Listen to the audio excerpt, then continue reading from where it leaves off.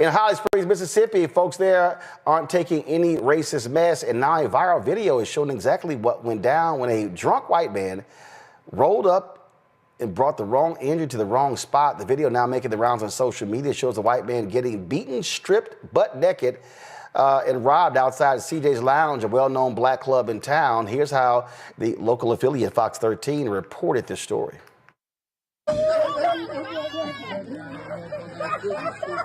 Video surfaces of a man police say might have been a victim of a hate crime.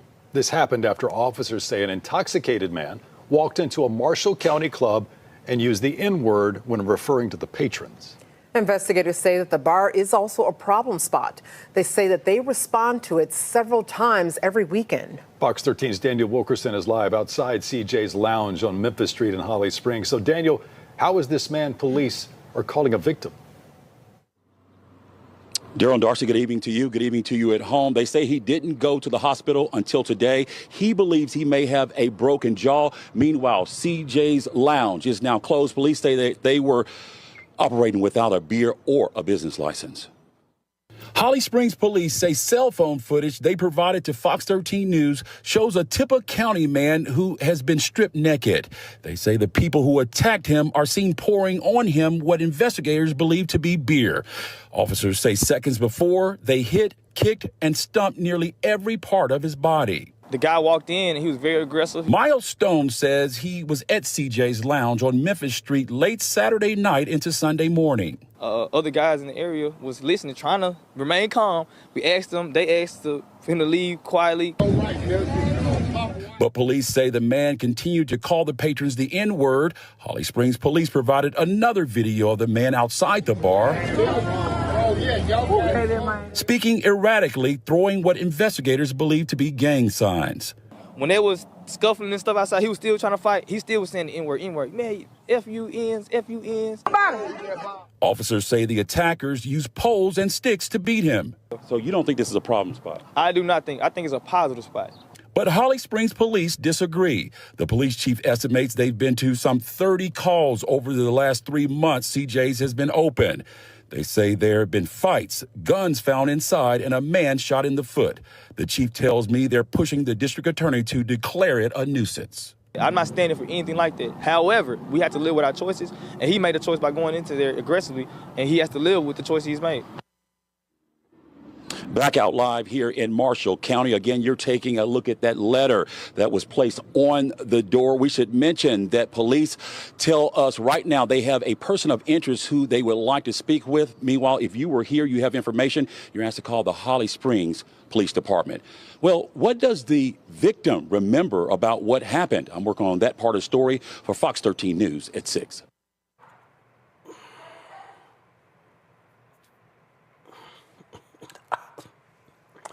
I'm just saying, Matt. Thanks for letting me go first, Roland. Thanks for letting me go first. Because I just went to CJ's Lounge while this was playing on Facebook, and they have some footage up of him coming in, acting a fool. It's a lot of black people there. I don't know if that part of the surveillance footage cut out. It may not be there. I don't know. But it sounds to me like it might be a lot of not guilties. You know, I'm not going to advocate for violence ever, but I will say that a lot of times, as even prosecutors will say, you know, some people got what's coming to them, you know, and this sounds like a situation where he went looking for a problem, created a problem. They're going to try to make it a hate crime because obviously the very salient racial issue. But, you know, jokes aside, I mean, if you go into this club, you know, it's a primarily black club. You go in there, you're throwing around, you know, the most vitriolic racial epithet for black people, generally speaking. I mean, what do you expect is going to happen? And the CJ's Lounge is already mounting its defense, saying the police are not showing you what really happened. In that 20 seconds that I watched, he went in, started dancing. Nobody was bothering him. Didn't look like anybody was even surprised he was there. So I think it's really important to see what fully transpired, because what I anticipate is that we're going to learn that this person was either high or intoxicated, came into this place, started a problem. And, you know, I don't know if they're going to prosecute it, but I know that these kinds of situations are obviously pretty nuanced. And the way the news is reporting it is they want the clicks, right? They want people to be commenting on something that's in the national zeitgeist now because it's gone viral. But it looks like it may not be what is being reported on the media. And until we know more facts, we can't really know what happened. But I don't know, especially if he didn't go seek medical care the same day. He went a few days later. It could be because he was drunk or high or whatever. And when he came to, he wanted to try to cover his bases. But he really went in there and effed around and found out. That's what it looks like to me. So just keep my microphone up. Matt talked about the CJ's Lounge on video. So this is what, go to my iPad. This is what they posted on Facebook. You see the guy, he in there, you know, he's sitting there. He hugged the brother at the door, and he's sitting here. I don't know if he thinks he's stepping or what he thinks he's doing. But I'm just saying, keep y'all, we're going to talk over the video, but I'm just saying, Raven, I mean, you know, Raven, you might be half Jewish, half black, but if you walked into a Jewish spot and you start throwing around the K word, they might not whoop your ass, but you ain't gonna be welcome. You walk into a black spot as a white man throwing around the N-word, hashtag team whip that ass is about to show up with the quickness. Absolutely. I mean, just to reiterate what you're saying, Roland, what Matt said, if you don't want no issues, don't start no issues, right? I mean, similarly to Matt, I think I'm a fundamentally nonviolent person, and I do not think all violence is equal. And by that, I mean, you know, the violence of our ancestors who were enslaved, rebelling during the Nat Turner's rebellion against their enslavers is very different than the violence of the white enslavers denying their humanity in the first place. Not all violences exist on the same moral or immoral plane and spectrum. And so, you know, I'm not an anarchist. I'm a nonviolent person. I don't relish this, but I'm also thinking that people need to move the way they need to treat others the way they want to be treated. How about that? Mustafa, I think about that scene from the movie Double Take when my man Orlando Jones said to Eddie Griffin, you campaigning for an ass whipping and you about to get elected. Without a doubt. I mean, so we talked about this before. You know, white privilege makes people sometimes think that they got superpowers, right? That you could just go into spots and that you're going to be able to do things that you saw on TV. Did Mustafa freeze on us? I think Mustafa froze on us. But his point is, pull that shit on TV, that's fiction. Mm-hmm. Do that in real life, your ass gonna get beat in real life. Just letting y'all know. So I'm just saying, my man, he walked up to the wrong spot. You see they sitting there talking to him. You see he's talking to some other brother right there. And you can see them hand movements. And you see, you see that. See, we can't even hear, but you see that neck movement, and the brother look at him like, dog, really? You see the one brother on the left trying to put his arm like, say, dog, you don't want to do that. You don't want to do that, player. You don't want to do that. I'm just telling you. See the brother on the left going, hey, man, get his ass out of here. And then you see how many people are filing out. They like, some shit is about to go down. Let me get my ass out of here because this white boy is about to get his ass whooped. Y'all can tell what's going on. They sitting here like, say, man, you might want to calm down, bro, because this ain't going to end too well for you. I mean, look, y'all see that they throwing the trash out. They know what's about to happen. What's about to go. He ain't putting his finger up. He ain't putting his finger up. So then he goes outside. And let's see here. That's the end of the video. He walked his ass back in. And right there is when, and then he pushed the brother. And that's when hashtag team whip that ass made an appearance. So, can't wait to see the full video. But I'm just saying, my advice to all white people. Don't roll into black spots yelling the N-word. Mm-hmm. You're not going to get a welcoming committee. Oh, matter of fact, you will get a committee, but it won't be a welcoming committee. Hello, I'm Isaac Hayes III, founder and CEO of Fanbase. Listen to what I'm about to tell you. The window to invest in Fanbase is closing. We've raised over $10.6 million of our $17 million goal. That means there's room for less than 6,370 people to invest in Fanbase for the average amount.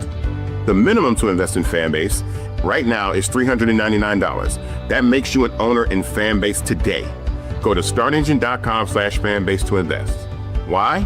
Because current social apps have taken advantage of users for far too long, with content suppression, shadow banning, harmful racist content, and no real tools for monetization and equity.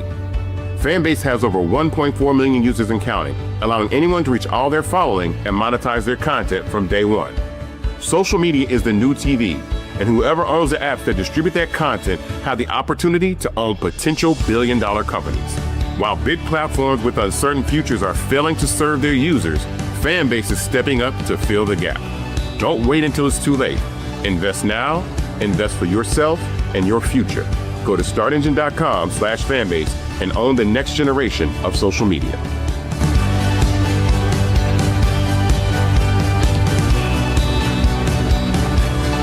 Well, folks, today Donald Trump issued more pardons, this time for a couple of notable African Americans. One of them is rapper NBA YoungBoy. He also issued his own statement, and he dropped this here. I want to thank President Trump for granting me a pardon and giving me the opportunity to keep building as a man, as a father, and as an artist.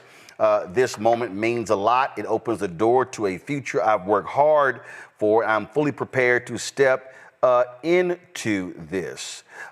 Big thanks to the pardon czar, Miss Alice Marie Johnson, for fighting for second chances for so many people, and to my lawyer, and to Brittany K. Barnett for being in my corner, and all your hard work to make this possible. And thank you to everyone who believed in me. I'm grateful, I'm focused, I'm ready. Ken Trail. Now, again, this is related to his previous convictions. As a result, and he also, of course, is in the middle of going on tour. He faced a variety of legal issues, including gun possession charges. That was one of the things that the Baton Rouge rapper was facing. Now, let's now talk about Larry Hoover. Now, Larry Hoover, well-known Chicago gangster, led the Gangster Disciples, also a drug kingpin. This is the Chicago Sun-Times. It's on their front page. President Trump commutes drug kingpin Larry Hoover's federal prison sentence. Hoover and David Barksdale created the Gangster Disciples in the late 1960s, ruling as King Larry and King David until Barksdale was killed in 1974. Now, the White House didn't explain why he was granted the commutation. He said, but the story says, but Hoover attorney Justin Moore said Trump commuted Hoover's sentence to time served. He still faces essentially life in prison on a state murder conviction. And then Justin Moore says, we did what so many said was impossible. We got Larry Hoover out of federal prison. Now, as the story notes, Hoover still has a state court murder sentence to serve, and Illinois prison officials have previously said he'd likely serve it in the federal system. And then it says right here, the news comes 8 months after U.S. District Judge John Blakey heard a mercy bid from Hoover. The judge challenged Hoover's attorneys during that hearing, asking how many murders is he responsible for. Hoover's lawyers ultimately responded by asking the judge to disqualify himself from the case. Blakely hasn't ruled in the months since. So the story says Hoover was convicted of murder after a trial in December 1973, and a judge sentenced him to 150 to 200 years in state prison. It said that didn't stop Hoover from running the gang, though. Hoover was charged in federal court with 40 crimes, including engaging in a continuing criminal enterprise. He was found guilty on May 9th, 1997. The late U.S. District Judge Harry Lineweber handed down Hoover's life sentence in 1998, telling him he had misused a gift from God. And again, so what you have here is Trump doing this. Now, what many people suspect is that here you have Trump trying to appeal to black male voters with these pardons. We saw him do this before, other rappers as well. And then now remember, you had some rappers who won a campaign trail for him, and one of them was later indicted for murder after the fact. And remember that crazy, deranged moment when Kanye was in the Oval Office, and then he was pleading for Trump to pardon Larry Hoover. Y'all remember this here?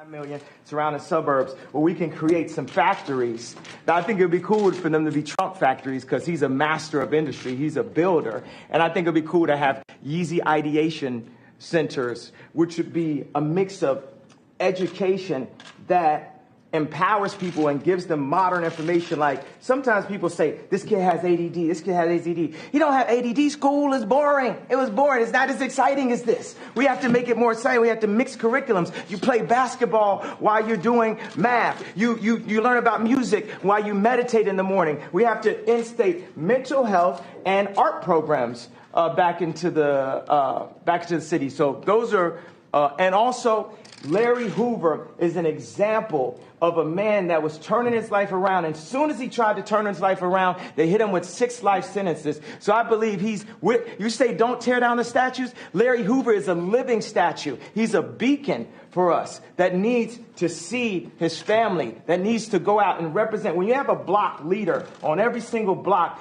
they can own the block as their own. That's something I learned from Jim Brown from A Mayor I Can. We need to put curriculums from people who really came from the streets, not people who are just trying to set us up to go into a work system or prison system that applies to what people are really going through, which Jim Brown has created. What about gun violence with all the debate about the Second Amendment going on?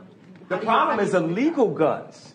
Illegal guns is the problem, not legal guns. We have 7 So that was Kanye in all of his ranting. Now, Chris Toller, we've seen Chris Toller on our show many times, and with the Black Voter Project, and he posted a series of tweets. And I think he's also on the money. So this was a tweet right here. The neighborhood publicist said he's going after a certain demo hard, and I fear it may work really well. Chris goes, this is my worry too, and not so much that he will win over a ton of new voters from this, but it will make it more difficult to convince certain people it's worth their time and energy to go out and vote against him or his party in the future. Now, that was one of the tweets that Chris had posted. And then this is what he also said. He said, this is exactly how the far right plays right into the misinfo machine, something that was very effective creating apathy among black men in 2024. Unless JB, that's the governor of Illinois, commutes his state sentence, Hoover isn't set free, but the media narrative is all about Trump's move to free a black man. Here's the reality here, and I'll start with you, Candace. Let's just understand politics. And there were people who were calling for Obama to commute Larry Hoover's federal sentence. There were people who were calling for Biden to do it as well. And the reality is, if either one of them had commuted the federal sentence of Larry Hoover, Fox News, Conservative Talk Radio, Steve Bannon, all the blogs, Obama, Biden let out thug, drug kingpin, murdering Larry Hoover. Those would be the headlines. They would. But as you mentioned, what he did was really inconsequential. Why? Because he still has state charges, and that's what he's going to be serving. What he knows how to do is marketing. And, you know, I was sitting in this spillover room in court the other day. So that's where the public is. You don't go into the main room, but you can see the Sean Combs case. So there were about 40 people who were there from the public. A lot of them, by the way, were tourists. They made this as a stop for them. After they saw the Statue of Liberty, they would come there to the Sean Combs trial. But the people who I spoke to, a lot of black men who are probably the demographic that he's speaking to, they didn't even believe the Cassie tape. They just believed, let Sean Combs go. Let all the rappers go. Let all the black men go. I mean, that was their mentality. So for him to make a move like this, it translates into a lot, but it also translates into nothing because he's still behind bars. Now, the fact that he was pardoned as opposed to commuted, that's a big deal. When you're pardoned, everything's a clean slate. When you're commuted, your sentence is decreased. Larry was pardoned. That speaks volumes. Well, again, the story. So the problem, the White House hasn't talked about it. So once they say that he commuted his life sentence. That's what the Chicago Sun-Times story. But the White House hasn't talked about anything, so they haven't explained. And they did it before, where they don't explain commutation or pardon. Oh, okay, all right. So So according to Justin Moore, his attorney said Trump commuted Hoover's sentence to time served. He still faces essentially life in prison on a state murder conviction. Go ahead. Okay, yeah, and all of that ends up with the same result. He's still behind bars, and that makes everybody happy. It's the most exquisite plan that he gets credit to release somebody or commute their sentence, but Larry's going nowhere. It's just marketing, and I think that he is going to get a lot. Listen, this is the man he's going to be in some more rap videos. Well, I wouldn't put it past Trump to be in some rap videos. That's just the 8th grader in him who wants to be popular. And he was popular with rap artists back in the day and popular with some of them now. But he's making sure that, again, I just see an 8th grade guy when I think about how he functions and wants to interact with people. And he's trying to work on being that popular guy, and he gained some points here. Is this also, Rebecca, about appealing to the people who don't pay attention to the news and oh my God, Trump pardoned Larry Hoover, and we know his name has been in numerous records. Rick Ross has shouted him out, and so many others. Your thoughts on this? Meets Larry Hoover, one nation under God getting money. Yeah, look, I think for a lot of people, Larry Hoover is more of a pop icon. I think of some of the people who were connected in Chicago with who he is, who he was, who he has been. I think some of those people aren't as active on social media right now. But to your point, this is a pop icon. His name is his folklore, stories about him is a narration that's in a lot of hip hop.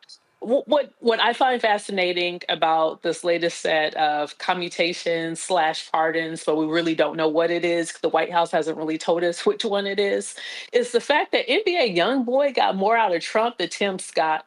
If I was Tim Scott, I would feel really bad. I did all that shucking and jiving over the last few years, and I got nothing. But NBA YoungBoy got something from Trump. The other point I want to make is Black men aren't dumb. And I think Black men are tired of performative politics, whether or not it's Democrats pandering to Black men or it's Republicans pandering to Black men. I think to the greater point, and this is something that Candace mentioned earlier about the 90 million voters who just don't show up. I think that 90 million is going to be more impressed by this than folks who are expected to turn out to vote in 2026 and 2028. But what I find interesting in the pivot towards Black men is with that crypto party that happened last week, one of the people that was there was Lamar Odom. Now, I mean, I'm not exactly going to count Lamar Odom's pockets. I don't think he has $1 million or $5 million to invest in crypto. But, I've heard some reports that he was paid to be there. He got an appearance fee because there still is that perception of Donald Trump wants Black men to see Black men around him. That's the part that I find a little bit more interesting than Larry Hoover. Derek? I definitely agree with Rebecca and Candace. The 2 points I would add is this. We're at a point of no return. There was a time how we view in our society from a democratic standpoint about how the pardoning and the commuting should be done. It was a process, a very rigorous process. But now, since day one, when he let go 1,500 individuals, it was his way of thumbing the nose at a justice system that was coming after him fast and furious. I mean, this man was threatening to see himself dying in prison. He thought he was going to end up like Bernie Madoff, right? Dying in prison. And so he threw everything but the kitchen sink to run and to become president. And so now that he is in that seat, Roland, we're at a point of no return. He's saying, you know what? I'm so transactional. The hell with the rule of law. The hell with justice. I don't care what the perception may be. And so the reason why I think we're at a point of no return, because the future president's going to have to deal with this. You're going to have to deal with a public to say, hey, the other guy had a disregard of due process. The other guy didn't have a problem with accountability. The other guy devalued punishment. The other guy dealt with cynicism. The other guy had to do. And so now what happens when the Oval Office become transactional for both parties? Okay. So I want to unpack that. And I need people to listen to me very clearly. I need people to listen to me very clearly.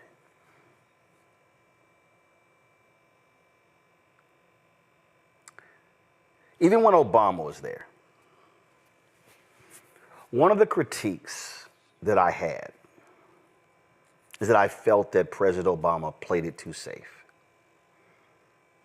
And what I often argue is that the presidency it holds tremendous power. And what we've had are individuals who know about the power, but have been unwilling to maximize the power. And there have been instances where I believe that it was too safe. Take these pardons.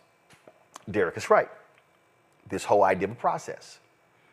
I can tell you, up until I visited the White House Friday before the inauguration, and there were battles going on inside of the White House regarding pardons. Pardons for former Congressman Jesse Jackson Jr.,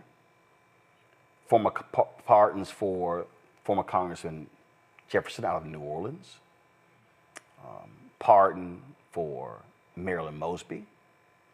I was told that Biden drew a red line for what he deemed public official corruption. That was his red line. That's why he issued those pardons. I disagree with him, especially on Marilyn Mosby. That pardon should have been granted.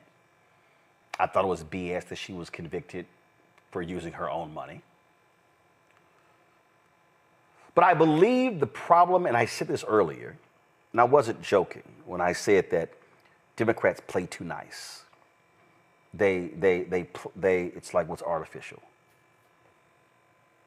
2010, I was fed up watching how Obama was responding to Republicans and even some Democrats. This is what I wrote for CNN.com. Anthony, go to my iPad. Time for Obama to go gangster on GOP. And this is what I said. Civil rights activist Fan Lou Hamer made famous the phrase, "I'm sick and tired of being sick and tired." For me, I'm sick and tired of Democrats having power and being unwilling to use it. I've always respected Republicans when they had power because they were willing to use it and maybe apologize later.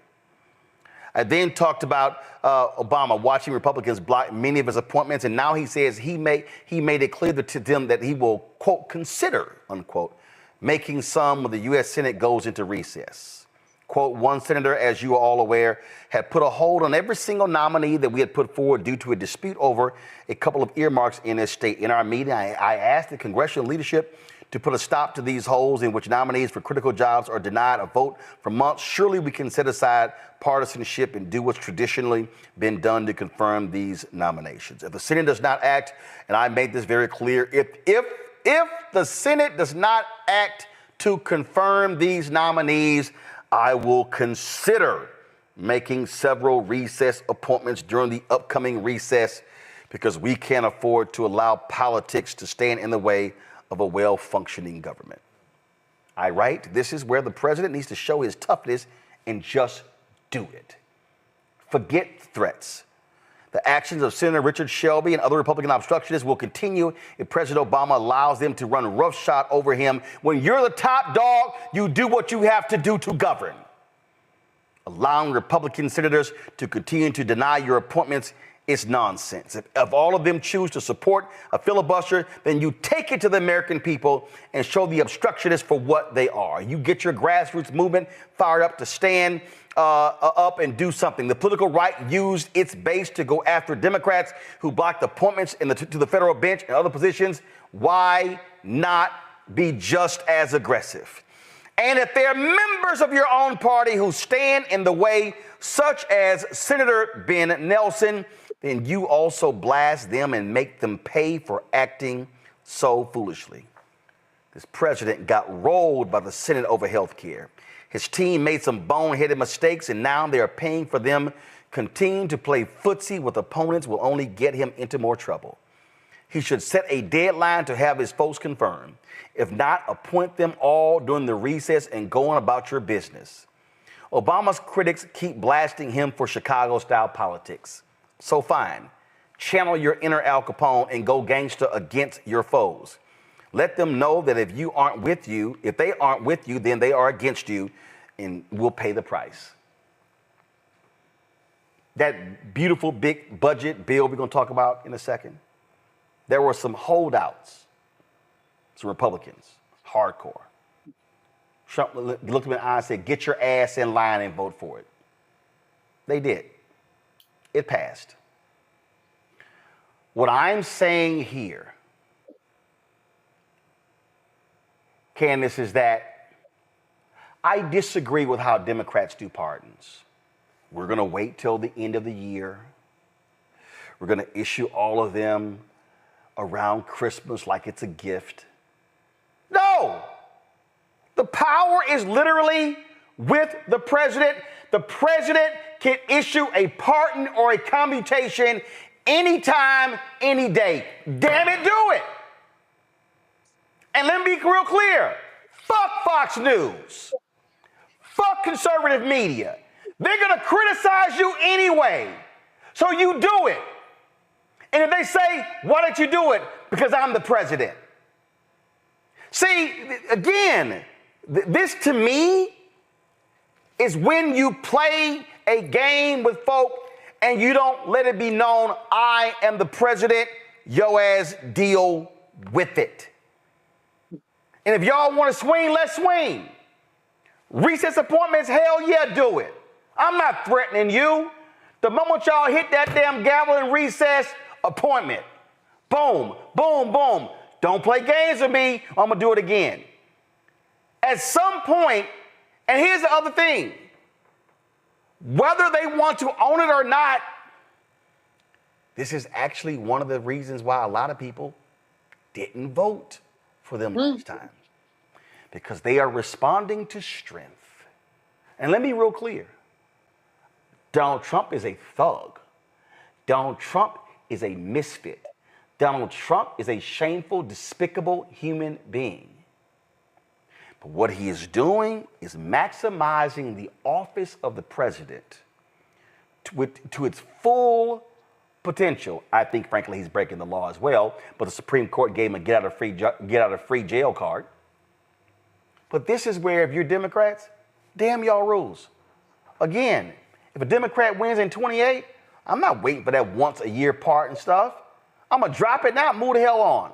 But you know what they do? Once a year, and then the media they pick it apart. Republicans criticize, then some Democrats. Look at all the Democrats. Look at all them whiny-ass Democrats, Candace, who bitched and moaned because Biden issued preemptive pardons for his family and others. And the fact of the matter is he was right. This asshole would have investigated every single one of them. They would have ran up multi-million-dollar legal bills. And that's exactly, and that's why Biden did it. And he should have actually done it. Now, the other thing, when you talk about timing and doing it just at one part of the year, because, it's a gift of some sort, when it's really the right that a president has at all times during his presidency, is that you throw people off. You get these pardons in all throughout the year where a lot of people aren't paying attention because we are trained to look at pardons at a certain part of the year. So again, this is just breaking rules with power that you actually do have. You are right in that the Democrats have to play it a lot differently and exert their power in a different way, to a point, of course, where it's legal. But this is one of those things where you can push the envelope a little bit. And it's something that, listen, he's using effectively and using it as a campaign strategy, right? For someone who's trying to get votes, if he, hopefully in his estimation, runs again. So it's all strategy, it's all marketing. But when it comes to these pardons, it is indeed power that he has that we are so much more tight-fisted with, and it doesn't serve us good. And Rebecca, remember, President George W. Bush commuted the sentence of Scooter Libby, who unveiled the name of a CIA operative. But remember, people got to remember that Dick Cheney was mad as hell because Bush did not give a full pardon. And people were really upset by that. Libby still had to pay the $250,000 fine, still stay on probation for 2 years. And that's how he did it. Well, guess what? Trump is issuing these pardons, and these people who he's letting off, there are fines that have been imposed. I think the number's approaching $100 million, Rebecca, that these people don't even have to pay back. So they were victims of part of these crimes. He's like, nah, y'all ain't got to pay the money back. Don't worry about it. Don't worry about it. We good. You know, this is, we really got to unpack this because, one, I don't support the criminal legal system that we have in this country. It does not bring justice. It does not rehabilitate people. And I don't think it's working. I think it's failing. But when we're talking about pardons, I would say having an arbitrary pardons is also a problem as well. There should be a clear standard of, hey, this is what you do in order to get a pardon. You shouldn't have to know Kim Kardashian. You should not have to know other high profile people in hopes that maybe your name will be whispered somewhere in the White House and maybe perhaps you'll get a pardon. So I don't like how pardons are issued under Democratic presidents. I typically don't like how they're used under Republican presidents either. But what Trump is showing, so for the next future presidents who actually want to do good in this country, the thing that Trump is showing is how you maximize the presidency. Like, it's power. It's not absolute power, but in this world, it's very close to it. There's a lot of transformative change, a lot of positive things that can happen through that White House. And so the next person who gets in that White House, if you actually believe in the power of this country, the power of the people in this country, then use it for good. Don't be feckless. Don't be so caught up into the histrionics of what the opposition party is going to say. Do your thing because the Supreme Court has already said that you can do so. So we actually need someone in the White House who has that power, who will wield that power, but will wield it in a just way. And bottom line is, if they gonna criticize you anyway, well, damn it, just roll with it. Listen, I understand need for a process, but here's a reality. In that, and again, I accept this for what it is.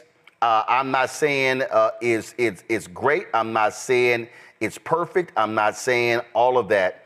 But the fact of the matter is this here, is that when it just says right here, Article 2, Section 2, Clause 1, that the president shall be the commander-in-chief of the Army and Navy of the United States and of the militia of the several states when called into the actual service of the United States.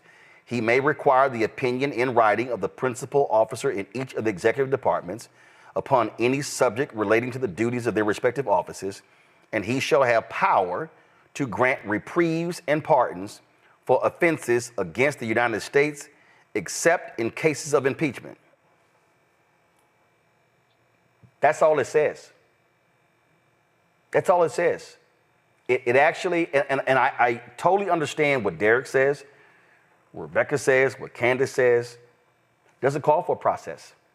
It literally says the power rests in the hands of this one individual, This one individual can decide for whatever reason they want. In fact, this individual doesn't even have to give a reason.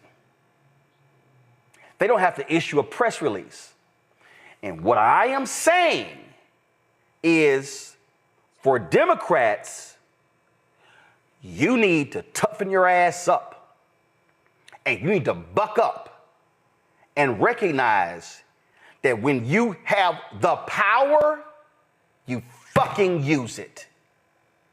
Because you're not always going to have it. I say it to people all the time. Obama's only going to be there 8 years. Period. Not 9, not 10, not 12, 8. And when I was championing for him to appoint a black woman to the Supreme Court, not that feckless ass Merrick Garland, he had 10 months left.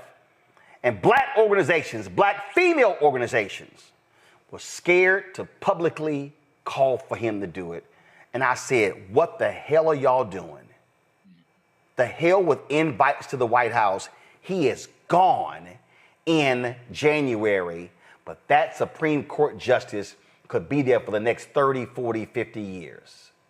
But a lot of black folks, no, we don't want to pray. And I'm just telling y'all right now, I've told this story beforehand. They had a Black History Month reception in 2016, and it was the seasoned saints and the young folk. And here we were at the White House at the reception, waiting for folks. The reception started late because the meeting had ran over. And I never forget, I ran to Wade Henderson. Wade, did anybody in the meeting raise the point about appointing a black woman to the Supreme Court? No. I ran to Melody Campbell. I ran to Rashad Robinson.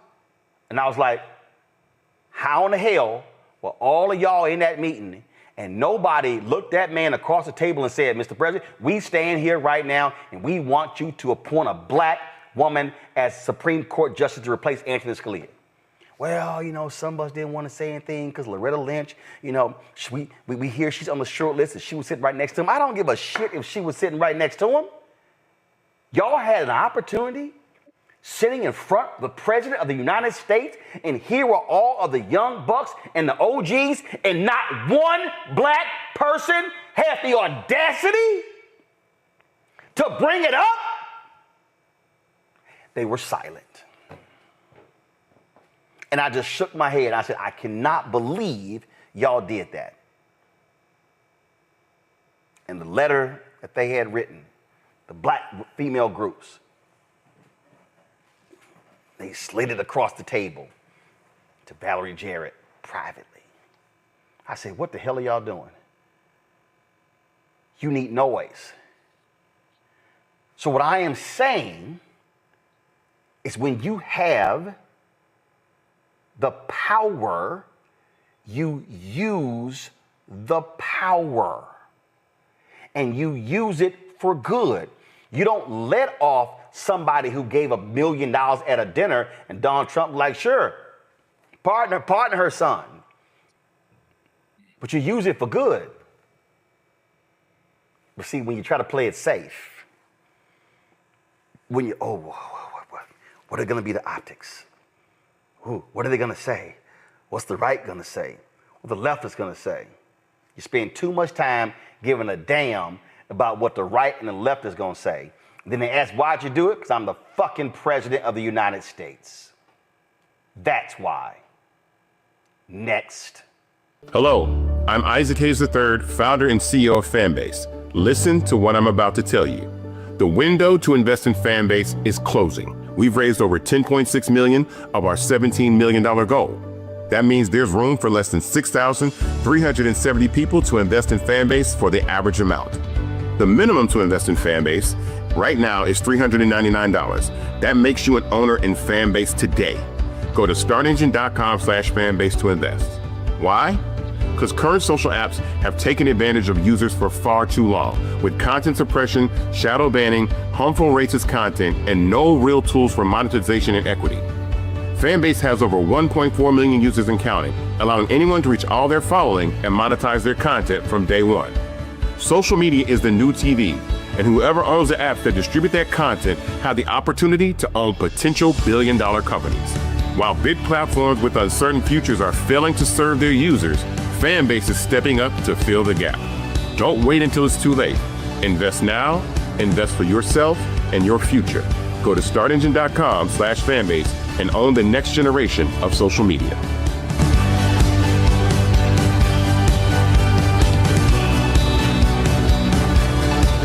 Well, Senator Bernie Sanders is doing his usual attacking the Democratic Party. He's still upset because he lost the 2016 nomination because many of the party's officials got behind Hillary Clinton and not him. So he went on the Andrew Schultz podcast and talked about a number of things. And then he claims that the party is not for the people. Okay. All right, listen to this. I have to ask this. I'm sorry, I hate to interrupt you. We have a question we want to ask about what happened to you in 2016 with this Bernie Bros movement, where your followers are seeing they have a racism problem, a misogyny problem. Do you think that's a super PAC thing behind that? That was the Democratic establishment. That was the. Wow. Okay. That was just, they were sitting there. We had a lot of young people. We had people of color, and they create this kind of myth with the help of the corporate media and all that stuff. It's kind of interesting to that note is during this election, the podcast space, which the Democrats largely avoided, they feel had some influence in the election, and they started to label us the podcast bros. And said that we were sexist and we were racist and bigoted. It's almost like it's the exact same strategy to get you out of there. Yeah, that's what the liberal elite China does. They run away. Look, again, I would hope that everybody who's watching the program is that we as a nation have got to end all forms of bigotry, right? Yes. That I start off as a basic assumption. Unless it's to your close friends, right? Yeah, whether it's racism or sexism, homophobia, or xenophobia, whatever it is. And liberal Democrats talk about that all the time. And then you get to what we call identity politics. Yeah. That you're black, you're wonderful, you're tremendous, you're gay, you're the greatest human being on earth. Yeah. And rather than say, what do you stand for? Exactly. You're gay, that's fine, who cares? Yeah. But what do you stand for? Yeah. Is every gay person brilliant and wonderful and great? No, of course not. Everybody's a human being. Yeah. So the issue is what you stand for, which gets you back to what we discussed earlier, class politics, in the sense of which side are you on? Are you going to stand with working families? Are you going to raise the minimum wage to a living wage or not? Are you going to fight to guarantee health care to all people or not? Are you going to demand that the wealthiest people start paying their fair share of taxes or not? Those are the issues. And no one cares what color you are, what your gender is, et cetera, et cetera. Okay, allow me to unpack what you just heard. If there's been a blind spot of Senator Bernie Sanders for a very long time, it's on this issue of race. Were there African Americans supporting Senator Bernie Sanders? Yes. Ben Jealous, Cornel West, and others. But the reality is, Bernie Sanders had a black problem. He did. Bernie Sanders could not get the black vote. Bernie Sanders right now still complains about what happened in 2016 and 2020, and he's convinced that he was going to get the nomination. And then there are people who are far left progressives who believe that. I don't. Because the reality is here, America is not a far left progressive nation. It is not. We can sit here and play games all we want to, but the fact of the matter is, it's not. You're a Democrat, you're likely going to have to be a centrist or close to a centrist, because part of the problem with the Democratic Party is the tent is so big. And frankly, it's not as narrow as the Republican Party. Okay? The other thing is this here. Bernie Sanders really has a problem with what he keeps calling identity politics. Bernie Sanders sounds like a right-winger when he does. See, he keeps saying the whole deal, oh, you're black, oh, you're gay, you're great, you're amazing. Well, first of all, Bernie, there was a reason that was a song called Say It Loud, I'm Black and I'm Proud. There's a reason Roberta Flack and Donna Hathaway had their song as well. There's a reason Aretha Franklin remade the song Respect after Otis Redding did it, and it actually became a women's anthem.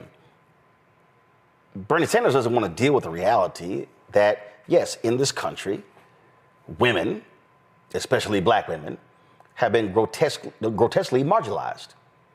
And we know what happens to African Americans. Now I know some Bernie Sanders supporters right now say, well, Roland, wait a minute. He was riding hard with Reverend Jackson. He was on the campaign or whatever. Yes, that's absolutely true. But it's not like Vermont does not have issues with mass incarceration. It's not like Vermont doesn't have issues when it comes to race. See, I just want people to understand really what we're dealing with here. And I remember when this was a couple years ago, maybe 3 years ago, I can't remember. Bernie had done an interview with GQ and was complaining, railing against these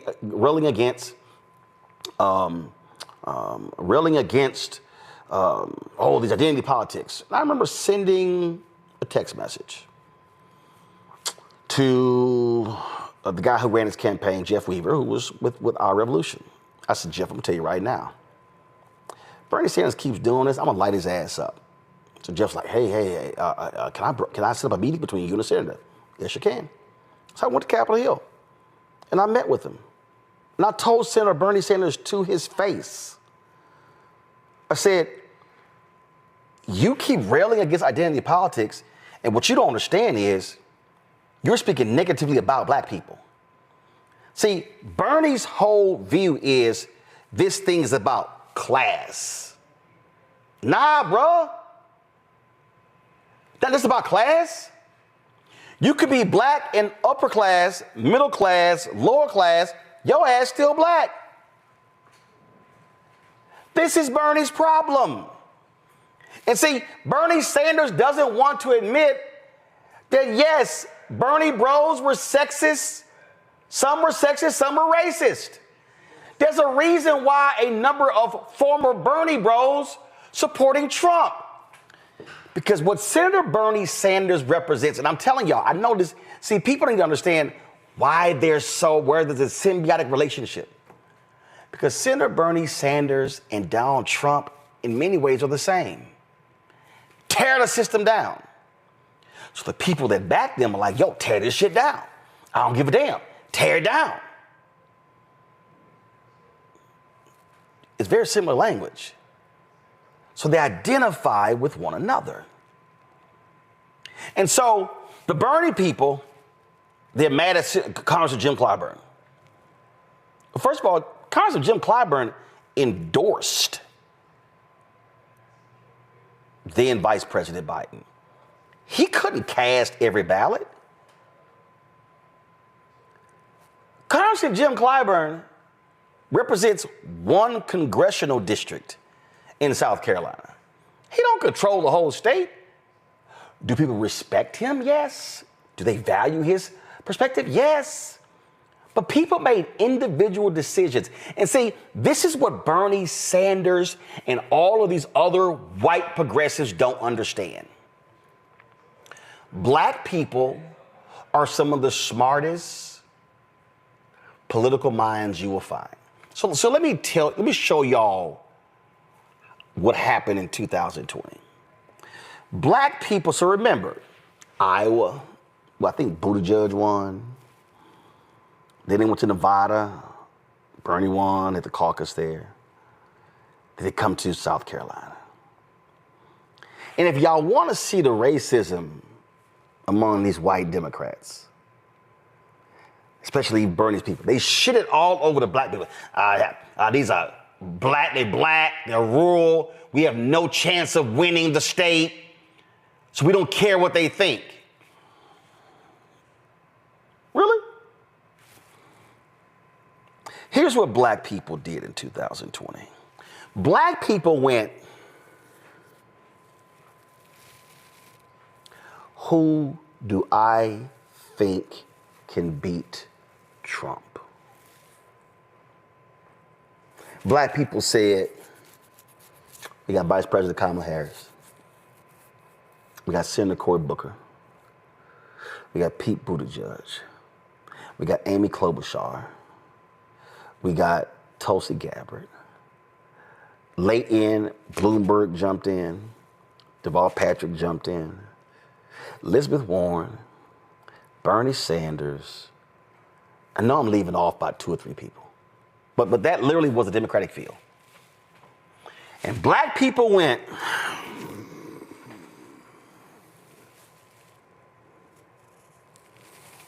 who do we think can beat this white man, Trump? This white man right here. This old white man, we think he can beat Trump. And they picked Biden. Was Vice President Biden the most charismatic candidate? Nope. Was Vice President Biden the most energetic candidate? Nope. Black people are pragmatic voters. Black people, see, everybody forget, black people weren't sitting here riding for Obama. August of 2008, hell, he was down, August 2007, he was down 20 points to Hillary Clinton. His black numbers were real low. Because black people like, man, I don't know, this brother got a shot. Because black people said, I don't know, white folks gonna vote for him. See, we gotta wake up to a reality. 71% of the electorate in 2024 were white voters. If you put all the black voters and Hispanic voters and Asian voters and Native American voters all together, you get 29%. So Bernie Sanders is still bothered. Because he lost. So then Bernie Sanders talked about the elites, and this is what the elites say, and this is what the elites think. Well, Bernie, can you please name the elites? See, this is why I don't let people get away with that language. It's the elites. Name them. Name them. People go, well, Bernie, how many bills have you actually passed? It's a fair question. So he is still bothered because he could not get the votes. And Breonna and all these people can run around, oh, he didn't have a fair shot. No. Bernie Sanders would have got dusted even more so. Because you know what they would have did to him? Which is what they did to Obama, they did to Biden. Socialist. How well did the Republicans calling Biden a socialist work in Florida? What the hell do you think they would have called Senator Bernie Sanders? So Senator Bernie Sanders keeps talking about class. Okay. Let's see here. Bernie Sanders and AOC tour.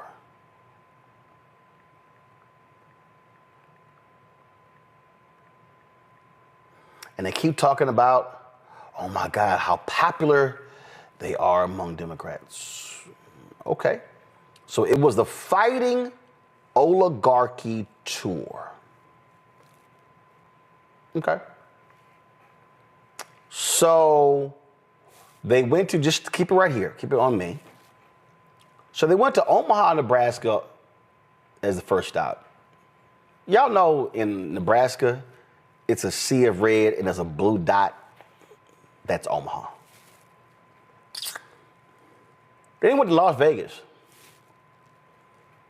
Then they went to Denver. Then they went to LA. Okay. They didn't go to West Virginia. They didn't go to North Carolina. They didn't go to Georgia. They didn't go to Florida, Mississippi, Alabama, Louisiana, Texas, Arkansas. I can keep naming them. So if Senator Sanders wants to have a conversation about class, why don't you go where the class discrepancies really are? I'll be honest with y'all. Being a Democrat and doing a tour fighting oligarchy and going to Omaha, Denver, Las Vegas, and LA, that shit ain't fight. First of all, help me understand something. See, y'all, since we really want to go there, you say it's about class, you keep talking about working class, working class, working class, working class. How many working class people do you know walk around going, so Mustafa, what are your thoughts on that oligarchy? They don't say that. They don't even use those phrases. So you're talking about how we're not for the people, we're not for the... No! Senator Sanders and AOC are actually talking to the elites.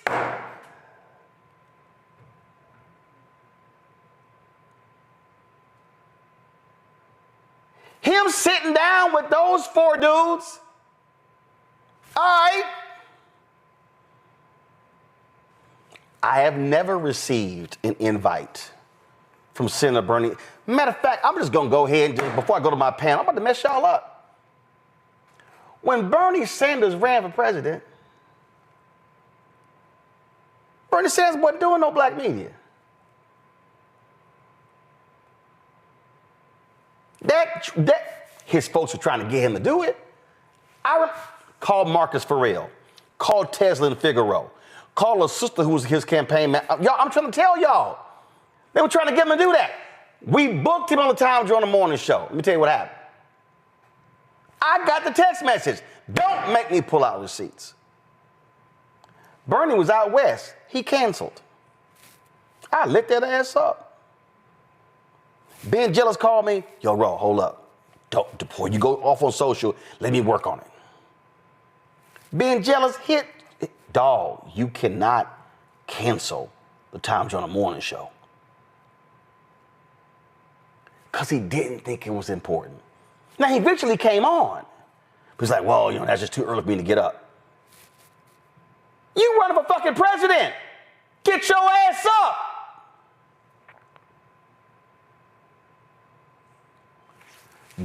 That video we just showed y'all is the Achilles heel of Bernie Sanders. Is that he acts like you can remove race and only focus on class, and that is absolutely stupid. And he keeps making the same mistake, and I'm just going to let you know, Senator, you were never going to get the nomination because you could not win enough core voters to get it. And the places that were not going to vote for you, you could not get black votes in any of those southern states, including North Carolina and Georgia. So can we please stop fooling ourselves with this ridiculous game of you going on podcasts with mostly white dudes whining about the elites when it's actually the elites that support you. Mustafa, you first. You know what's interesting? I've sat down with him in meetings, done different interviews with him.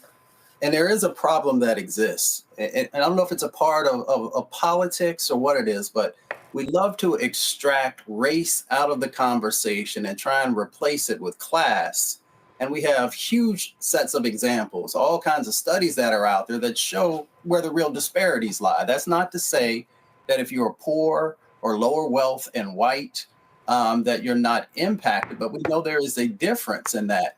And I don't know why he has not yet evolved into understanding that when you extract race, you are sending a message to the folks who are dealing with and carrying that burden that this country places upon them. I've sat in before and heard how conversations with one set of folks went.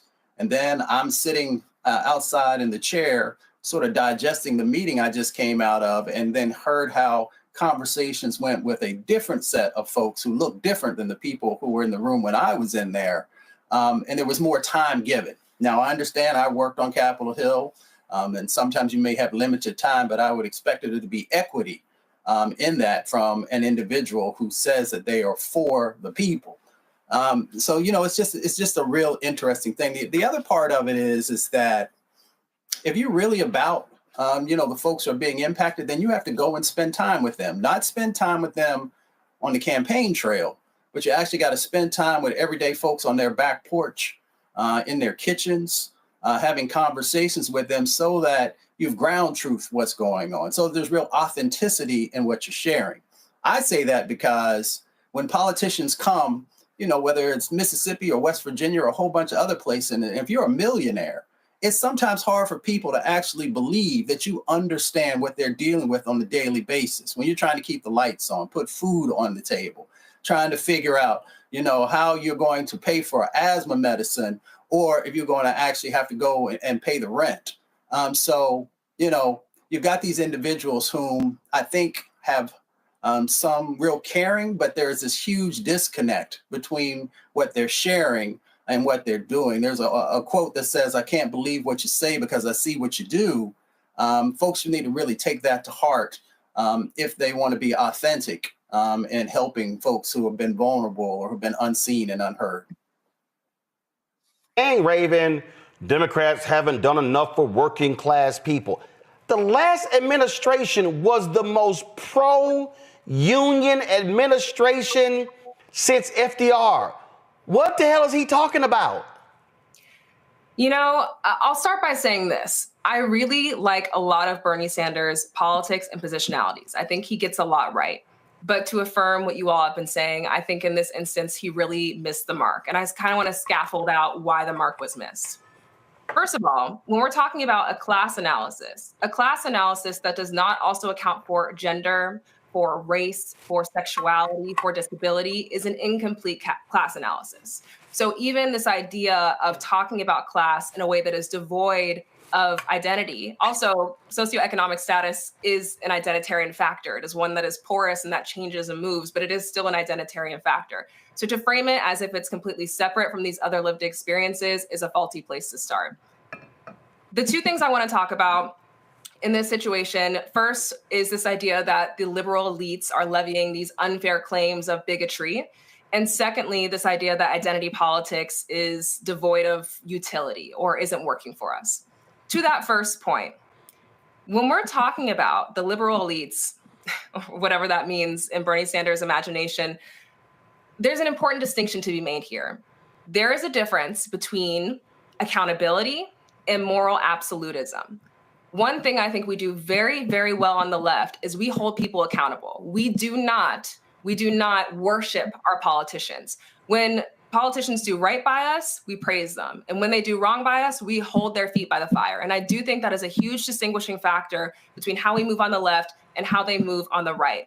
The right feels way more cultish to me. They fall in line, okay? And so I value that on the left, we have the ability to hold people accountable when it matters. Now, where that gets dangerous and where I sort of see where Bernie Sanders is coming from is when that veers into moral absolutism. This idea that my positionality is the absolute correct one, and anyone who doesn't fall exactly where I do in this spectrum of belief is somehow inherently wrong. That is dangerous. And I think that's where our coalition falls apart sometimes because we opt into these carceral logics of discarding one another when someone isn't perfect.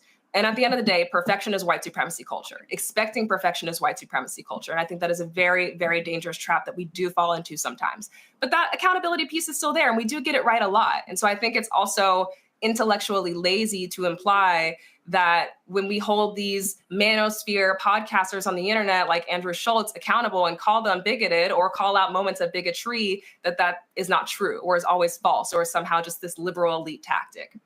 The last thing I want to talk about is identity politics, because real talk, Bernie Sanders doesn't understand what identity politics is. And I'm going to break it down for you. I have a master's degree in African-American studies. I'm deeply learned and read in Black feminisms. And I say feminisms with an S intentionally. If you know, you know. Black feminists coined the term identity politics. Okay? The term identity politics was coined in the Combahee River Collective Statement, which is a statement that was made by a cohort of Black women in the late 1970s. In this statement, they break it down for us. And I have the quote for you because I like to bring my receipts. Very briefly, they say in the statement, quote, "This focusing upon our own oppression is embodied in the concept of identity politics. We believe that the most profound and potentially most radical politics come directly out of our own identity, as opposed to working to end somebody else's oppression." So what that means is, in this moment where the women's liberation movement is not contending seriously with race and the Black liberation movement is not contending seriously enough with gender, this cohort of Black women are like, you know what, we're gonna focus on getting us free, because we fundamentally believe that if we can figure out how to get us free, we'll figure out how to get everyone else free, because our oppression is interlocking with everyone else. So to focus on oneself, to turn in on oneself, is a particular sort of political taking up, right? That is being offered through identity politics. That is not what Bernie Sanders is saying, which to me demonstrates he doesn't understand what identity politics is. His reading of identity politics is, well, I'm Black and they're Black, so they can do no wrong. So I'm team them. No, if that were the case, then I'd be rocking with Candace Owens and I'd be rocking with Clarence Thomas, and I'm not. For me, that's not the end all be all. And in that sense, I hear what he's saying, right? It's not necessarily about how one identifies. It's like, what are your politics? Do you want to get free the way I want to get free? If you do, you're my people. I don't care what your identity is beyond that, right? If you want to get free the way I want to get free, dope. But to water down identity politics to this weird identitarian solely based fidelity is it's just untrue. It's not rooted in truth. And frankly, erases the labor of Black feminists who created identity politics as a particular way of imagining freedom in the first place. And some of that I definitely hold him culpable for, but also I think a lot of that is just emblematic of how people relate to language. This is not the first time that as a community we've invented language to imagine our own freedom, and it has been taken up and distorted and turned into something that it was never intended to be, and made to perform work that it was never intended to perform. And I think we see that really showing out in this conversation he's having with Andrew Schultz. Sorry, Matt, you have to follow that. Yeah, I definitely don't want to follow that, but I am going to steal that rhetoric of, I think she said, talking ourselves into carceral positions, which is just chef's kiss. I mean, what a beautiful way to say that, because I think that's emblematic of a lot of what we hear when we have these conversations about the silos and the far ends of the spectrum when we're having conversations about politics. So I think that's a great way to frame it. But all I'll add is this, really in two parts. The first thing is, I think a nuanced analysis allows us to look at what Bernie's saying and see if there's any value there. I will say, I have a lawyer that I have lunch with often. He's a dear friend of mine. I went out with him and a group of people today, and he has told me more times than I can count that he feels the Democratic Party failed by focusing on too many discrete identity issues. That doesn't necessarily mean he's right. That doesn't mean he's got all of the bona fides for electoral politics that some of the people on this panel do. But I do think it's important that there's at least some sentiment out there that there's some contingent of people in the Democratic Party who think there's been too much focus on identity politics. I don't necessarily agree with that, but I think Bernie is speaking to that to some extent. And I think in order to think critically and to analyze this truthfully, we have to consider if there's any value in that statement. Now, the full stop part of that is, the reality is, Raven's exactly right. I think on the left, we do hold people accountable when we think they've done wrong. But what we do not do is we don't parse out what they're saying and what they actually mean and what makes sense and what doesn't make sense. And the irony of all of this is the United States is definitely an oligarchy. We know that. But both Forbes and Yahoo Finance in the last 2 years have published numbers that say the number of households in the United States of America that have $1 million or more are between 8.8% and like 12%. So let's call the average 10%. That means if Bernie is worth more than $1 million, which my understanding is he's worth more than $3 million, he's in that rarefied air. So I tell you that to say populism is leverageable. You see it on both sides of the political aisle. You see it with Bernie and you see it with Mr. Trump. That's exactly what Mr. Trump has tried to do in his base in riling up poor people in southern states, primarily white people, telling them that the government is too involved in their lives and taking away things that they're just as reliant on as the people he decries that don't look like them, Black and brown people and people in urban population centers. I say all of that to say, I think some of that is true with Bernie. I think for a long time, he has just been seen as this, perceived populist icon. But if you look at it, he's a part of the very oligarchy that he speaks against. So I think what we have to do on the left is be more critical sometimes at what we put up as our icons and whether those icons are living the truth that they espouse, number one. But number two, I think we have to consider, electorally, is there any value in what he's saying? Because I'm hearing that on the ground. I'm hearing that from dyed-in-the-wool Democrats where they think that. And of course, that's anecdotal. That's not every single person's opinion. But I don't think that that's a conversation we shouldn't have. I think that is a conversation we're having. However, I think Bernie is also an 83-year-old man, and old people tend to say what they say without filters. And that may not be the marching orders we need to have as the Democratic Party going forward for electoral success. But I have heard it with my own ears from a man I had lunch with today that he has the same sentiment. So I think there's a question about what value is there, if any, in the statement. All right. So let me ask this. So when he stated that, did you say, name them? Name the issues. Did that happen? I honestly don't remember what we talked about after that. Because here's my whole point. A few times. He didn't mention it today. No. But here's my whole point. And I guarantee you, matter of fact, I'm just go down the panel. Raven, when that happens to you, do you say, name them? Name them in terms of like naming. When somebody says, I really think Democrats are focusing too much on identity issues. Do the people who say that, do they ever name it?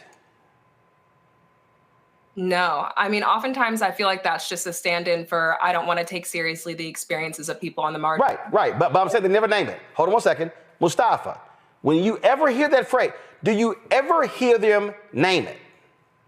No, they don't. Now, so let me unpack it. When I force people to name it, do you know what I hear the most? Trans. What I hear the most when I force people to answer that question, this is what I've heard. Black people, white people. They felt that the Democratic Party elevated trans issues to the same level as African Americans and women and others, and that became a dominant issue. What I've heard from people say out of their mouths that they felt that the Biden administration in so many policy was trans. How do I know that that's what happened? What do Republicans do? What was Donald Trump's most effective commercials? When he pulled the clip of Vice President Harris talking about surgeries for trans prisoners. That actually started under Trump. But here's the point that I'm making. We allow people to use that phrase and not force them to say, no, name it. You keep saying, oh, well, I think the Democratic Party went too far. Name them. See, I want them to say, Democratic Party went too far for Black Lives Matter. Say it. I want them to say, Democratic Party, went too hard for this breaking the glass ceiling stuff with Hillary and Kamala. Say it. See, none of those podcasts is talking to Bernie. None of them made them. See, these people get to throw the phrase out. I see this on mainstream media. I see it. They never force them to name it. My deal is name it and claim it. And I just think that that's what we have to do. We have to start forcing people to actually put their name on it. No. Name me the specific issues or groups where they went too far. Yeah. They don't want to do that. Because, see, it's real easy to stay broad. That's supposed to be specific. Yeah. Well, people don't want uncomfortable conversations, and that's the problem that we have. Because if we have people to name it, and you know me, I automatically ask folks, show me the proof. Yeah, they can't name woke. They can't name, there's always something. My deal is I'm not letting them off the hook. And Senator Bernie Sanders, I've seen him do this way too many times. No, Bernie, I need you to name it. When Bernie Sanders says the Democratic Party hasn't done anything for the working class, shit. Pull a whole damn thing. Well, this. And then, okay, Bernie, tell me what more you want done. Tell me the bill that you sponsored to achieve that. I'm all about accountability. I'm not letting people off the hook. I'm just not letting them off the hook. I just can't. So that's just, I think, what we have to do. And between now and the midterms next year, we cannot let people, at least Slotkin, run her ass around Democratic Party for woke. No, hell no. I need black folks in Michigan to put our ass on the spot and say, no. What the hell do you mean when you say too woke? What do you mean by that? We cannot allow, I'm going to say this very clear.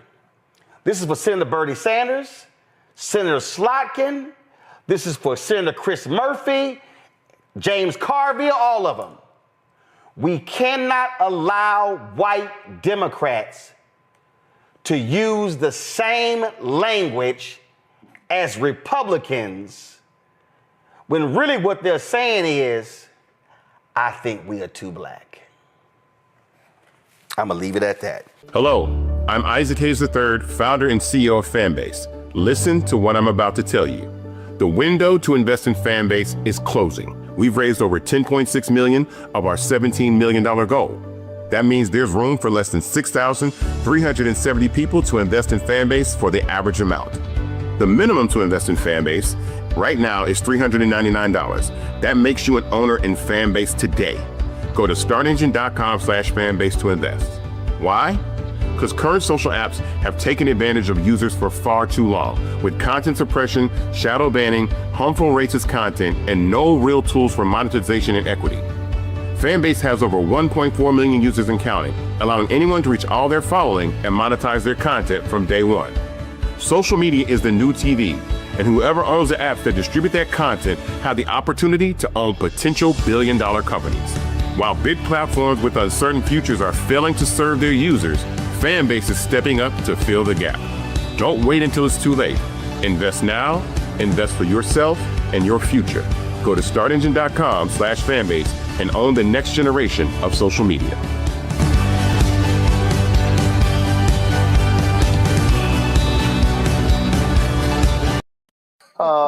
The Department of Justice, they announced they're investigating whether the city of Chicago discriminates against municipal job candidates based upon race. This is after Mayor Brandon Johnson, while speaking at a church on the south side of Chicago, highlighted the number of black officials in this administration. Well, in a letter posted on social media, Harmeet Dillon, a true MAGA idiot who's the Assistant Attorney General for Civil Rights, overseeing the Civil Rights Division, she wrote, based on information suggesting that you have made hiring decisions solely based on race. That's kind of stupid. When a reporter questioned Johnson about the investigation, he said this. Well, I'm not surprised.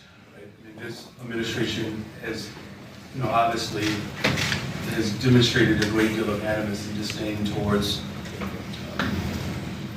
what is sensible about our country, and that's the diversity of our country. And very proud of the fact that we have one of the most, if not the most diverse administration in the history of Chicago. What's clear is that not only does the Trump administration not respect the rule of law or what's sensible about our society, you would be hard-pressed to find qualified individuals who are in his administration. As my administration reflects the country, reflects the city, his administration reflects the country club. And that is the biggest difference between what we're doing in Chicago and what is coming from the federal government. We're going to remain firm and steadfast in our commitment to ensure that the incredible diverse talent that we have within our administration that continues to lead us towards the safest, most affordable big city in America, we're not going to shy away or apologize for who we are. So you got to understand the white wing being so upset. And this is just a clip of the conversation that the mayor had that they are all up in arms over. I mean, they are just totally upset because of what he said.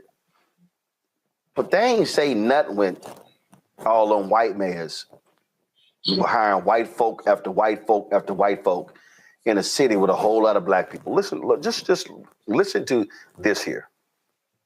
Some detractors that will push back on me and say, you know, the only thing that the mayor talks about is the hiring of black people. No, what I'm saying is when you hire our people, we always look out for everybody else.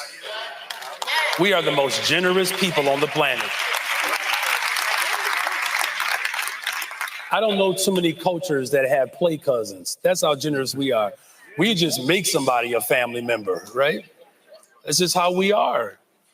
And so business and economic neighborhood development, the deputy mayor is a black woman. Department of Planning and Development is a black woman. Infrastructure deputy mayor is a black woman. Chief Operations Officer is a black man. Budget director is a black woman. Infrastructure deputy mayor is a black woman. Chief Operations Officer is a black man. Budget director is a black woman. Senior advisor is a black man. And I'm laying that out because when you ask, how do we ensure that our people get a chance to grow their business? Truth be told, Randy, these white folks they just can't handle black people being in power. They really can't, and they really can't handle us being united. What is really interesting, after being all these years in DEI, there were studies out that showed of all the groups, identity groups that exist. So you're talking about LGBTQIA, or a Black, or Latino, or Asian, or disabled. Black people hire within our identity group less often, less frequently than any other identity group. And it's because of the fear of what's happening right now. Whenever we hire within our group, whenever we, I'm a vice president and I bring on a Black director, it is seen almost as a threat to white people in power. It is seen as if, oh my gosh, is she starting a coup? So Black people have actually strayed away from doing it. They've held back from doing it because it creates fear in others. And so we have not typically looked out for each other as much as other groups, identity groups have. And this has been proven study after study. And you see what's happening now when he's pointing out that I am creating an administration that is diverse as Chicago is, that is representative of our great city. They're saying, oh, there must be something wrong. Again, trying to call out reverse racism. And we know that's a lie. It is a catcall to create fear anytime we become united, anytime we try to create an equal system. It's very common what's happening right now, and it's unfortunate. These folks, we got a phrase in Texas called, man, they chap my hide. And these white nationalists, white supremacists, Joe, all they do is, oh my God, so white people are just under siege. This is why I wrote my book, White Fear. But I predicted all of this here. And this is the Republican Party. They literally think that white people are just so downtrodden and they just have it rough. Right. Yeah. I mean, it's amazing kind of what you see going on. We go back. We weren't too far. When I was in law school, we weren't too far off of Harold Washington's days in Chicago. And all of the doors that were opened up by that time. And you look at what's happened with other Black mayors over the year. I grew up with Tom Bradley, and then there were others, David Dinkins in 1989, et cetera. And anytime you open the doors for other Black folks, and to Randy's point, Black folks have to be diverse in Bridgeville, first of all, to get elected. Black folks don't usually get elected just by being elected by other Black folks. Not even just from a number standpoint, but sometimes from a money standpoint as well. So we have to bridge build to make it anyway. And that's what we do in corporations every day. That's what we do in our jobs every day. That's what we do in schools every day, et cetera. But we are very open to other people and having coalitions, et cetera, because that's how we win. That's how we stay in the positions that we're in. And we also understand the power and the value of diversity. We don't turn around and become less diverse because we're a beneficiary of people that prioritize diversity. And so again, there's this entitlement that says, and it goes back to even when people are speaking against affirmative action, that is rooted in an entitlement that says these people shouldn't be here. These people don't belong here. And so again, we're at this place where in a diverse city, white folks think white folks and only white folks ought to be in charge. And how dare someone actually have the common sense and the good sense to understand that that's not the case. And so the Trump administration is reaching their hands into diverse cities, into politically democratic cities and things like that, mistaking what they had, winning the election by very little, for a mandate that says we should be able to change everything, even if the law hasn't followed yet, even if there's no legal precedent for this. And so I think that the pushback is very, very necessary, not only because it's wrong from a law standpoint, from a legal standpoint, but it's also wrong from a moral standpoint. And so I'm glad the mayor is doing what he's doing, but it lets you know how easy it is to speak truth that says we want to be diverse because we've got a diverse city and we need to be. And then some people get their feelings hurt. Candace? Listen, presidents and CEOs across the country, the handful of African Americans that are Black, they don't have vice presidents that are Black. That just doesn't happen. It only happens the only way around. And it is because of the fact that too much concentrated power makes white people feel very, very uncomfortable. And that's what we're seeing. The other point I want to make is that when we look at Title VII, there are some areas that it does not apply to, like religious institutions and political appointments. So if these are exclusively political appointments, Title VII actually does not apply to them in terms of barring someone because of race and gender and things of that nature. So I'd be very interested to see how this turns out, because these political appointments are something that Title VII is not an umbrella for. And finally, they let out numbers in terms of how many people they do have that are Black, white, Asian, and it pretty much would satisfy any white person across the country in terms of looking at how it's pretty much equally distributed. Does it have to be that way? No, but that is generally how African Americans. No, Candace, these white These white folks ain't satisfied. They want all the jobs. What I'm saying. They don't want Black folks having 5%. Listen, the numbers that they have, I'm saying I'll be very interested to see what the pushback will be. That's all. It ain't no pushback. This is nothing but a PR stunt by that idiot. That's all it is. No, I'm saying it's a PR. I definitely agree. Yeah, but I'm just saying that they have no basis. But again, in their minds, white people should have all the jobs. And if you Black and got a job, you got it because of DEI. You got it for affirmative action. It never dawns on them that somebody white got hired because they white. Right. This is true. Never. It never, ever happens. Hello, I'm Isaac Hayes III, founder and CEO of Fanbase. Listen to what I'm about to tell you. The window to invest in Fanbase is closing. We've raised over $10.6 million of our $17 million goal. That means there's room for less than 6,370 people to invest in Fanbase for the average amount. The minimum to invest in Fanbase right now is $399. That makes you an owner in Fanbase today. Go to startengine.com/fanbase to invest. Why? Because current social apps have taken advantage of users for far too long, with content suppression, shadow banning, harmful racist content, and no real tools for monetization and equity. Fanbase has over 1.4 million users and counting, allowing anyone to reach all their following and monetize their content from day one. Social media is the new TV, and whoever owns the apps that distribute that content have the opportunity to own potential billion-dollar companies. While big platforms with uncertain futures are failing to serve their users, Fanbase is stepping up to fill the gap. Don't wait until it's too late. Invest now, invest for yourself and your future. Go to startengine.com/fanbase and own the next generation of social media.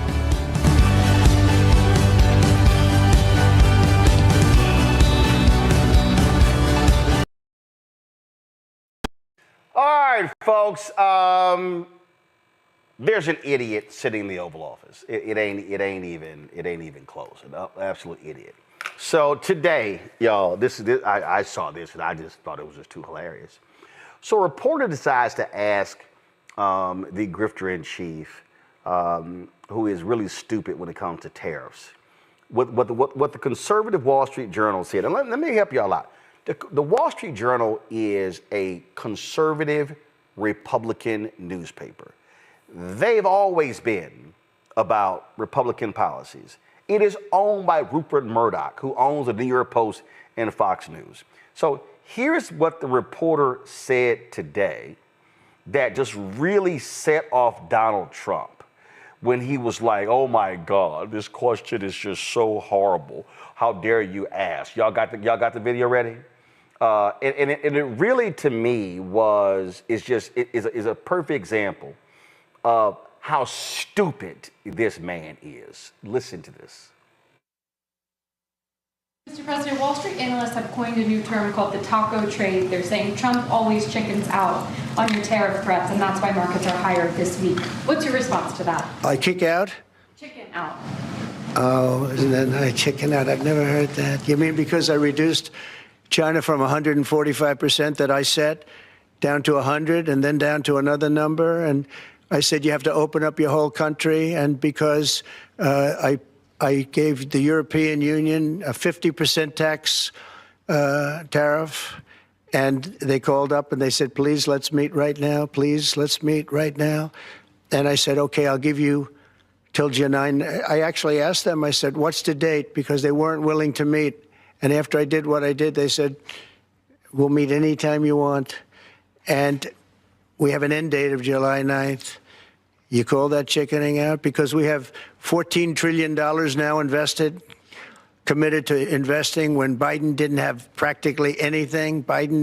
This country was dying. You know, we have the hottest country anywhere in the world. I went to Saudi Arabia. The king told me, he said, we have the hottest country in the world right now. 6 months ago, this country was stone cold dead. We had a dead country. We had a country people didn't think it was going to survive, and you ask a nasty question like that. It's called negotiation. You set a number. And if you go down, if I set a number at a ridiculous high number and I go down a little bit, they want me to hold that number, 145% tariff. Even I said, man, that really got up. You know how it got? Because of fentanyl and many other things, and you added it up. I said, where are we now? We're at 145%. I said, whoa, that's high. That's high. They were doing no business whatsoever, and they were having a lot of problems. We were very nice to China. I don't know if they're going to be nice to us, but we were very nice to China. And in many ways, I think we really helped China tremendously because, they were having great difficulty because we were basically going cold turkey with China. We were doing no business because of the tariff, because it was so high. But I knew that. But don't ever say what you said. That's a nasty question. Go ahead. To me, that's the nastiest question. A nasty man talking about what is a nasty question. It really is hilarious to me when you listen to that idiot, and that's really what he is, a complete idiot. Because the question is so nasty. I dare you ask me that question. I like how you asked me that question because calling me out because I look like an idiot. Because the question is just it's the nastiest question I've gotten in the past 5 minutes. Because what he really prefers for people to constantly kiss his ass. And so he stands before the cameras and says, oh my God, our economy was dead. Our economy was so dead. The economy was going all over the place. Really, that's interesting. This is the Joint Economic Committee for Democrats. This is, these are actual facts. This is 2021. The U.S. economy improved during Biden's first year in office, first 12 months, most in 50 years. Job growth, economic growth, retail sales. Oh, the economy grew at the fastest rate in nearly 40 years. GDP up 5.7%. Look at these numbers. Look at that right there. Let's see here. 5.7% on the far right. That's the most since 1984. That's kind of interesting. And this is from the Bureau of Economic Analysis. This is what is crazy. This is also what's amazing. Derek, I'm going to start with you because he's a liar. He's a liar. MAGA, they're pretty stupid. They believe the lies. Anything that fool says that they fall for.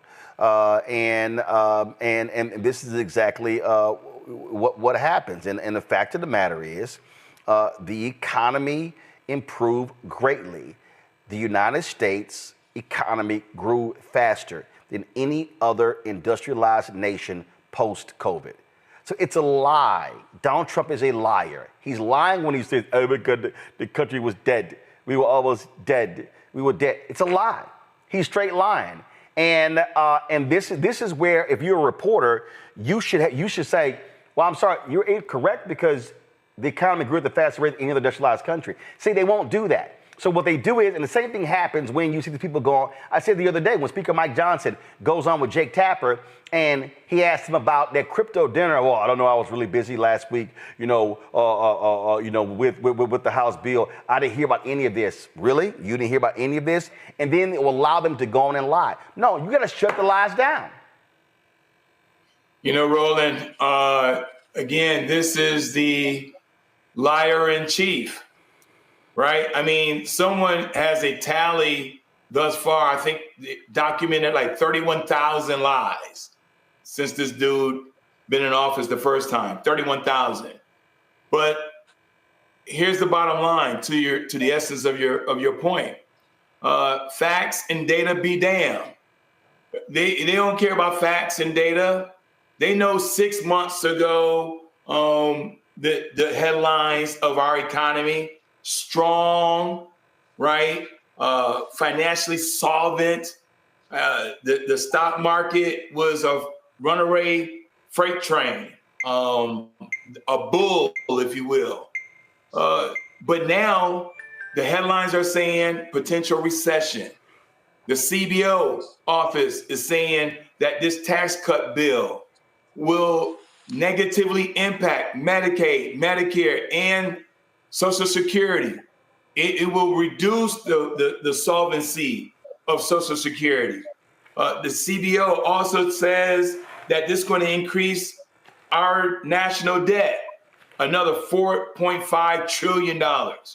And so so we can look at the two bookends, what the headlines were 6 months ago and what they are now.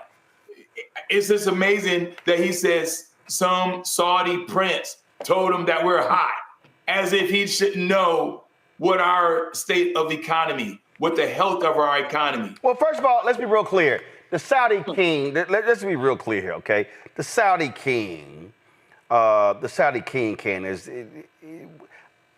I don't believe nothing Trump says. So when Trump says, well, the Saudi king told me, I don't believe that fool. I don't believe that fool at all, because he gonna lie about that. Again, liars will lie. All this man does is lie. That's what he does over and over and over again, Candace. And so when he said, again, everything he said that was a lie. So I don't believe the Saudi king. You got the hottest. The Saudi king will say whatever to make that dumbass feel good. And listen, even if he had video of it rolling, we'd have to double check and make sure it wasn't AI. We have to double check everything. We don't know these days. Trump acts in a way that anything anybody says secretly or behind closed doors on private phone calls, they all are loving Trump. They're all in Trump's favor. I think that one of the things that's so interesting, as you said, with the Wall Street Journal being a conservative operation, which it has always been, right? Rupert Murdoch's of the world. Here was a paper calling him Taco, right? Trump always changes chickens out. So you got this thing going on where The press is supposed to be his friend. He could not have won any election, as with anybody, but especially not Trump. Was not going to win an election without the media being his friends. So number one, he is losing that groundswell of support. And even if he's not, that's what it looks like. Second, you called him Taco. And what do you think about when you think about tacos? Mexicans. I mean, this was just way out of the league. And I think the 8th grader in him, which is what we often see, and how he negotiates, did not like the name calling. Besides anything else, besides him flipping on the tariffs, besides him not getting, the media support, Trump liked to be the leader of the bullies in the 8th grade. And in this taco calling, he lost out. They bullied him into answering a question. They bullied him and now have given him this name that's certainly going to stick. He doesn't want to be associated with anybody that should be deported from the country. He doesn't want anything to do with tacos, anything to do with Mexican, anything to do with anything. So they really got him. And I think that's where a lot of his angst and his anger was coming from in this press conference. And again, he's a liar. We can't get around the reality here, Rebecca. This is a massive liar. I believe nothing that comes out of his mouth. If Donald Trump says, oh my God, it's really raining outside, I'm literally going to go to the window and double check. I don't believe anything that fools. If Donald Trump I believe nothing this man says because he will lie about lies. If Trump said it was raining outside, I'm going outside after my silk press without an umbrella. It's like, come on. Not only is he playing chicken, he's almost like Biff from Back to the Future, where he's kind of a bully but really has no teeth. And so what we're watching is like the tariff hokey pokey. He's saying, okay, I'm going to put 25% on you, Canada. Oh, but I'm going to roll it back to 10% because now you're saying you're going to do reciprocal tariffs. Oh, China, I'm going to go up to 75%. And China's like, okay, I'll raise you 125%. So for someone who's talked about all the winning that he does, and he's a winner, and all he does is win, so far I haven't seen any of it. Instead, what we've seen is that the American economy is taking a hit. We're seeing that there's fluctuations on the stock market that shouldn't really be there. And to your point at the top of this segment is, there are real concerns that we're going to have a recession, but it's not going to be a recession from the classical sense of just the economy going through its different cycles, but it's going to be a Trump-induced recession. And I'm just sitting here watching these idiot MAGA people, and there's no other phrase. I have to call. I remember I was on CNN and I was on Anderson Cooper, John Avalon, Derek, and they were like, he was like, Roland, it's not really smart to call the American people stupid. No, I'm like, well, you're stupid, you're stupid. Okay? And you know who's stupid? North Carolina people who voted for Trump. You know who's stupid? Missouri people who voted for Trump. You know who's stupid? Arkansas people who voted for Donald Trump. Because you know what he's done? He said, North Carolina, you ain't getting hurricane relief. Missouri, oh, you had some destructive tornadoes. Yeah, you ain't getting relief. Arkansas, Sarah Huckabee Sanders, who was his chief liar in the White House the first time, begging him. He's like, no, y'all ain't getting relief. These dumbasses voted for him, and then he goes, oh, I'm sorry, when the hurricane tornado hits y'all, go to hell, kick rocks. I'm giving you nothing.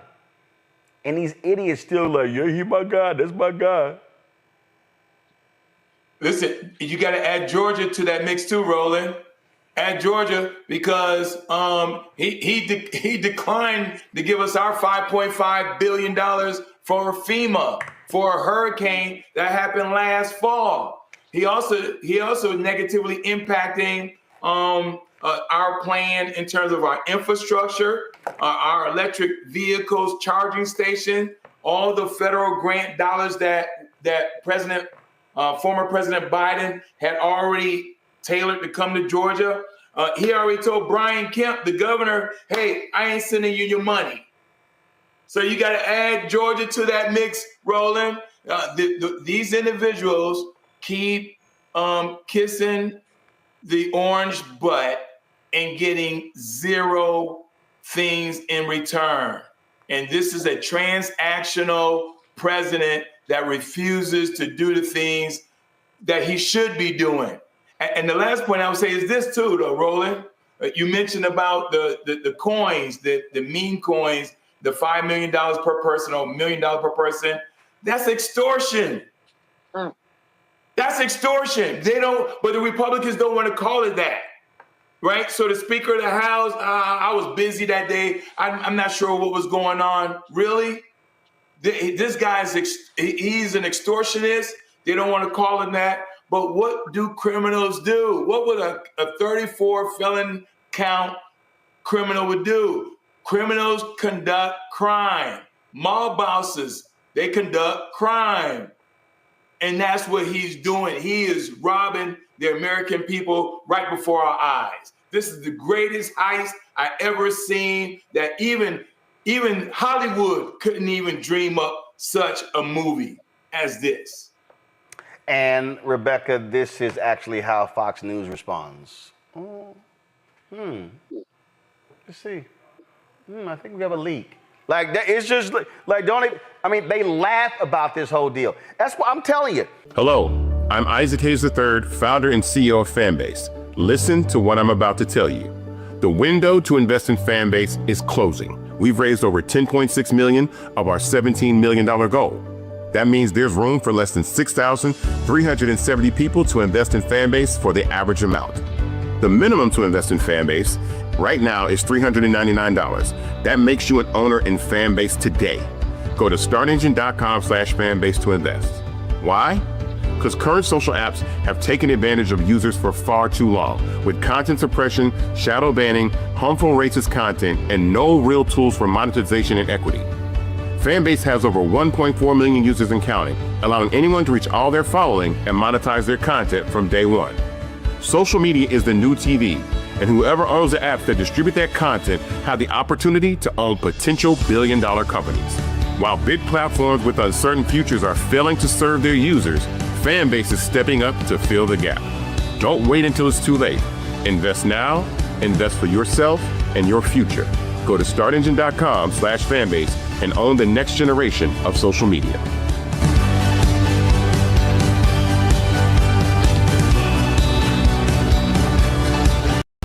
All right, the idiots at 1600 Pennsylvania Avenue, just how dumb they are, okay? So in their desperation to attack Harvard, but also their desperation to keep brown people out of the country, they paused new student visa interviews while they consider expanding social media vetting. So basically what this is Marco Rubio, Donald Trump, Stephen Miller, they want to literally throw people out of the country who utter anything critical of the United States. Do y'all remember when Marco Rubio was testifying before the Senate, and he proudly, no, it was for the House, and it was a member who was speaking, and now check this out. Here's a video where this is the Secretary of State, Marco Rubio. Okay, in a country where the First Amendment is first, is saying you criticize Israel and you a student visa, you can't stay here. Listen to this. Under President Trump, the United States will stand with the Jewish people. We have implemented a vigorous new visa policy that will prevent foreign nationals from coming to the United States to foment hatred against our Jewish community.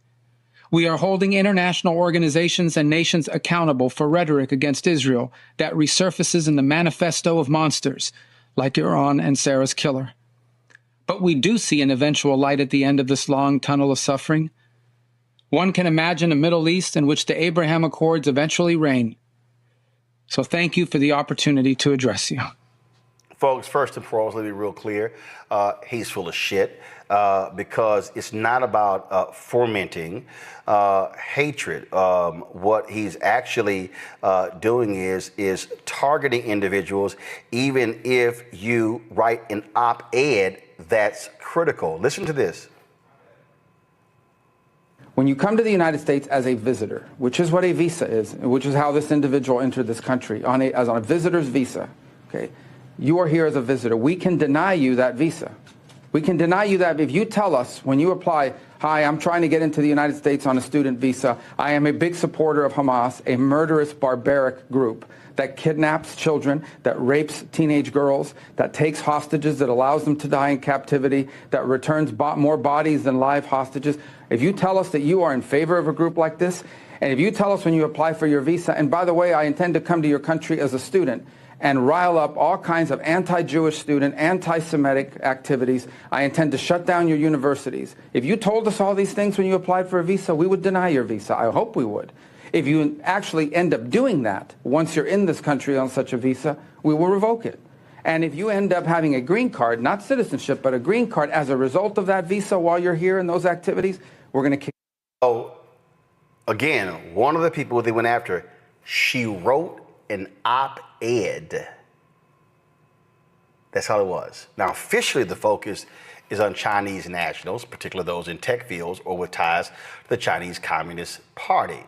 But that's not what this is all about. We know what it's all about. The game that they're playing. So joining us right now, Nana Jian, the Executive Director of the Black Alliance for Just Immigration. Glad to have you on the show. Again, Nana, this is how what these people, they literally are calling through everything. And if you uttered anything negative about Trump, about MAGA, about the Republicans, this is not about Israel. This is not about Hamas. Their whole deal is, I mean, we have people posting how they are going through cell phones at customs and looking through text messages and all of this to look for any critical comments about Republicans, Trump, or MAGA. Absolutely. Absolutely. And thank you so very much for having me on. And thank you for connecting all of these dots. This has nothing to do with Israel. When you look at who they target, like the big pieces that we see are like students at Harvard, students at these Ivy Leagues. But when he talked initially about 300 visas that had been revoked, those people were not all people who were talking about Israel. You had South Sudanese students who they revoked their visas across this country because they got into dispute with South Sudan because South Sudan was like, if you're going to deport people, please at least let them be South Sudanese. You're just taking every Negro you can find and deporting them in South Sudan, whether it's their country or not. And we're not going for that. And they just took the visas away from South Sudanese folks. We have students that are here in the San Diego area near where I am in Los Angeles. We got called by 2 students. It ended up being 112 students from Haiti. They had nothing to do with protests. They had nothing to do with Israel or Palestine. This is just targeting vulnerable people because they know that they have their visas in their hands and expanding their surveillance, their spy machine, looking specifically at social media. And we know that there's policies and executive orders relating to that to make sure that they can squash dissent. And that's all this is. And if this is allowed to stand, particularly as it pertains to students, it's going to make the surveillance that I know you remember of Black students on campus pushing back and fighting in support of Black lives look like a walk in the park, look like pleasantries, because they're going to be coming after everyone. They practice on one group, but it's meant for us all, and particularly Black students. And so again, we have to be extremely vigilant. And so you hear Rubio saying, supporting Hamas and fomenting dissent against Jewish Americans and against Israel. But as you said, that's not what's happening with the Sudanese. That's not what's happening with the Sudanese. That's what's happening with all of these people whose visa interviews have been paused.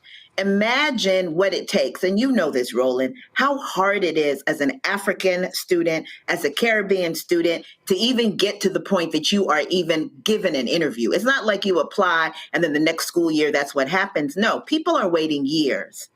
When you get here, you have to save up the funds because you're not going to get grants. You can't get scholarships. You can't get financial aid. You have to pay for this on your own. And most folks who are applying are working class. It's not, coming to America where they're the Prince of Zamuda or whatever. They're just regular working class folks coming here trying to get this education. And now they're saying they're pausing all interviews across the world, the United States, so that they can check out people's social media posts before they decide whether they're going to grant you an interview or not. Folks should not be bamboozled. Not only is this a violation of those students' rights, but this is the practice that they're going to start using on folks here. It'll begin with students and whether or not they're going to give them financial aid, whether or not they're, what kind of federal support are you going to get? Are you going to get a Pell Grant? Suddenly your social media handles are going to be a part of the application for that process. And then we know that it's going to start extending from there until it just becomes a mandate that in order to get a job, in order to go to school, in order to get benefits, that you've got to turn over and let Big Brother know whether the king is being besmirched in any of the posts or any of the chats, any of the emails that you may be sending, which is your First Amendment right to do, even as an international student, as a visitor in any capacity, regardless of citizenship in this country. Questions from the panel. Nola, you're first. Nana, thank you so much for saying everything that you said and the work that you do. So I think about this from the perspective of earlier in the show, Roland had mentioned different types of bills that were kind of included within the civil rights package. And one of those things, I've done a lot of research on the Immigration Nationality Act, especially the 1965 part, where the quotas were lifted and more people were able to come to the country, quote unquote, if you were qualified, basically if you had the money to come. And so over time, first it started with an explosion of Asian, different folks from Asian regions, and then African countries, and then Latin American countries. And so I think a lot of what we are seeing is also a push back to that, right? Mm-hmm. To opening up the so-called American dream to Black and brown folks, because that wasn't the initial intention of the first and second draft of the Immigration Nationality Act, right? So as we are seeing all of these pushbacks against everything that came out of the civil rights package, this is also included, but it's not talked about as much. And then also, we saw this pop up in the first Trump administration, especially with the second travel ban.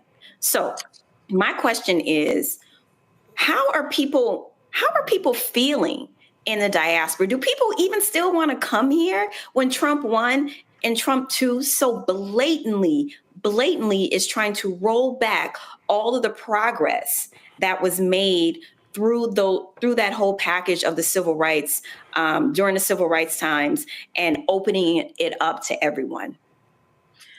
So, people still want to come to the United States. They're very concerned about coming to the United States, right?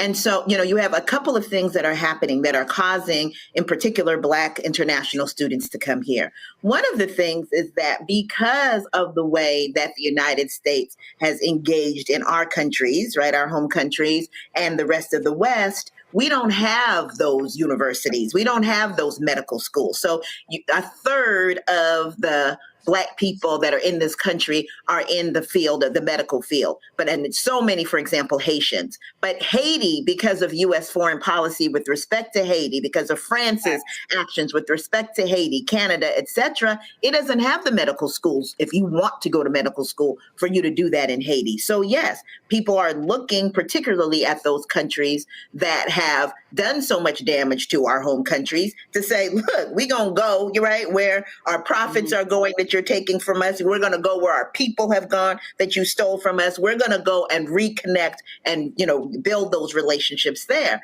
And so people want to do it, but they're very clear about the fact that you're Black people, right? We're Black. We're not some other kind of thing just because of our nationality. And it's always been different for us. It's never been the same to be even a Black Brit coming into this country as it is a white Brit coming into this country. It's always been different.